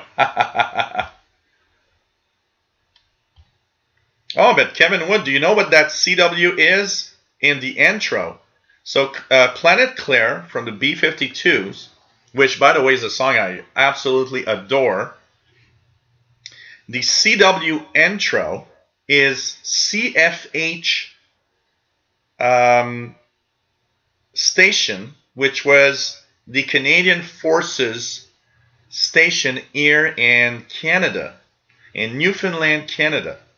So when you listen to that, it's the channel marker for CFH station in Canada in the 80s or 70s. I immediately recognized it because when I was started listening to the shortwave bands in the 80s, I would hear that all the time. And I loved that song, Planet Claire. But before shortwave, I had no idea what that was at the beginning. It was some shortwave sounds. And if you decode the Morse code, it says CFH, which is the Canadian Forces CW marker on shortwave. They simply took a weird sounding shortwave audio clip and shoved it at the beginning of the song Planet Claire. Anybody that wants to do that, just go to YouTube, just do B-52's Planet Claire, and you'll hear the CFH Canadian Forces Morse code there. And some weird mode, there's some weird noise with it. Glenn says, hey, not everybody made of money, right? Nope, me neither, and not ashamed of not having a lot of money growing up, and I would not trade my life. I would not also, absolutely. Glenn T says, he should have gave you the knife so you could have grabbed the next person, get your $40 back, and then give that guy the knife and pay for it. Yeah, you know. It's one of those things sometimes. Hey, Southern Illinois Sam. Why did I get a warning about sharing personal information from Google? Where did you get that warning, Southern Illinois Sam, exactly? By the way, anybody that has the it's Halifax, yeah, Halifax, Nova Scotia. Yeah, I said Newfoundland, I think, eh? CFH out of Halifax, Nova Scotia. Anybody that has a YouTube channel just a warning here. They're doing a major cleanup of spam accounts yesterday and today. I got the warning on my channel just saying, hey, we're looking at spam accounts. So if you see your subscriber count go down, it could be because of that cleanup. They're trying to remove everything that's spam and that shouldn't be there. I looked at my subscribers on my tech channel and on my Shortwave channel here. I didn't see any difference. But if you do see that your channel subscriber count goes down, it means they removed some spam accounts that were actually subscribed to you. And that's why I always tell everybody, somebody was, you know, I don't know how many times somebody told me, hey man, you know that if you pay $50 or $20 or $100, that you can actually have 5,000 subscribers right now. And the thing is, it's dumb. These are fake subscribers. They are bots. You will be caught, first of all, because YouTube and Google's algorithms are not dumb. Don't do that. Second of all, look, even if you didn't get caught, suppose you got 1,000 subs from paying for it. Well, you know what? Today, you're going to get them all off. It's idiot to pay for things like that. You know, just take your subscriber count and build it yourself. I built mine. I didn't do nothing, contrary to what some idiot in Finland says. And, you know, it's just that. That's it. Fair play. Kimberly says, yes, meteor scatter yesterday late afternoon. I made a contact to Texas and New Mexico from my QTH of Southern California. I called CQ last night for hours after that until 10 p.m. Wow, I'm going to try that out. I'm actually going to tune the 6 meter band on after the show's over and see if I can hear anything. Because it's still going strong tonight. Yeah, Kevin Wood, but the CFH isn't broadcasting anything on shortwave anymore, I guess. Glenn, yes, there's a comet that is right now just barely naked eye visibility. If you guys, anybody that lives in a dark sky area, tonight, tomorrow, Monday, Tuesday, there's a comet that is naked eye visibility. If you can't see it, you can actually just type, you know, December 2018 comet. And it's one of the comets that is one of the 10 comets that is the closest approach. And unfortunately, in a big city like here in Montreal, it's not enough. It's not bright enough to be visible from a polluted sky like a big city. But anybody in the dark sky can see it. I've seen tons of pictures on the web. If you live in a big city, and I'm going to try that because tonight it's cloudy, but tomorrow's supposed to be clear. I want to try it tomorrow. I'm going to use a pair of binoculars, and I'm going to, yeah, they're over here, and I'm going to try to spot it by my binoculars. It's around, for those that understand the way that magnitudes works, so limit of visibility naked eye is +6 magnitude. It's around +5, +4.5. So it's naked eye visibility, but it's a very diffuse comet. If you are in the dark sky and take a picture, the cloud of the comet is actually as big as the full moon. The problem is, because it's so diffuse, it's also not as bright as it could be. But you could try it out for sure. Yes, Southern Illinois, Sam. The comet is actually, I was looking at the map yesterday. It's not very far from, if you know where to look for the Orion star constellation. I was searching for the name. the Orion constellation. It's not very far. Just search for a bright comet, December. I'm just gonna look it up here for a second. It has a name.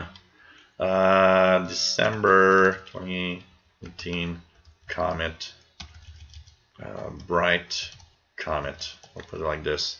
It's.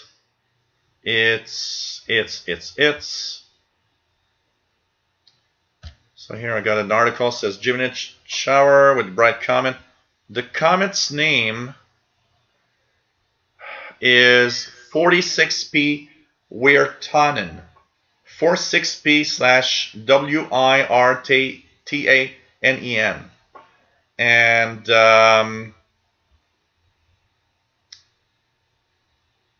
it might just make it enough for being visible. It's to the right. If you know where to look for the Orion constellation, it's to the right of the Orion constellation. But there are some maps on the internet that you could actually look at, for sure. Roger McCraney says, hi, this is Keith, KI4RBF. How's the bands? 80 meters, pretty good. We were looking at different things. I'm going to look at 40 meters just out of curiosity here. 40 meters. Is 40 meters... let's just do 40 meters. 40 meters seems rather quiet here. Lower frequencies are really prevailing. We're in the low part of solar activity. 80 meters was really, really crazy earlier. You know what, Jerry? He says you should have kicked the guy in the nuts and ran off. You know what? That period of time, which is like 30 years ago, I was in like 25 years ago. I was a skinny. You know, I am larger now than I was back then. Back then I was a skinny guy, just no muscles, no nothing, and just, you know, didn't want to take a risk or anything. I just gave the money, and who cares? And honestly, in reality, if anybody should just give the money. Who cares about the money? Your life is so much worth so much more.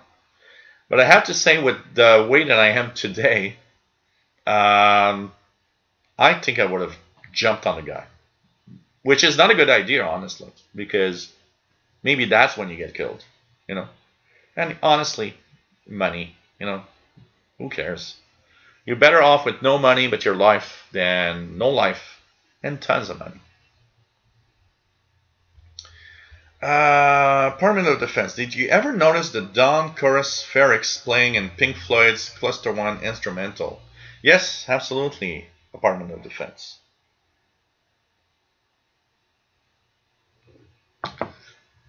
That, you know what, Southern Illinois Sam, is the funny thing of YouTube. You can have 100,000 subscribers, and you can not even reach 1K view or 1,000 views on a video. It's just crazy. It's just crazy.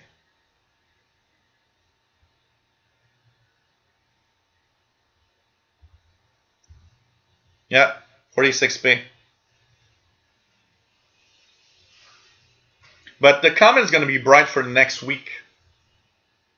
So check it out. Yes, that's that website. Thanks, Matambali. Earth Sky is a nice website for that. Spaceweather.com also. Keegan says my subscriber count unaffected. I haven't seen any changes here also. Kevin Wood says, you're still on VLF, I think, weather charts by fax. Oh, there's a lot of weather charts by fax on the HF signals. The HF bands, honestly.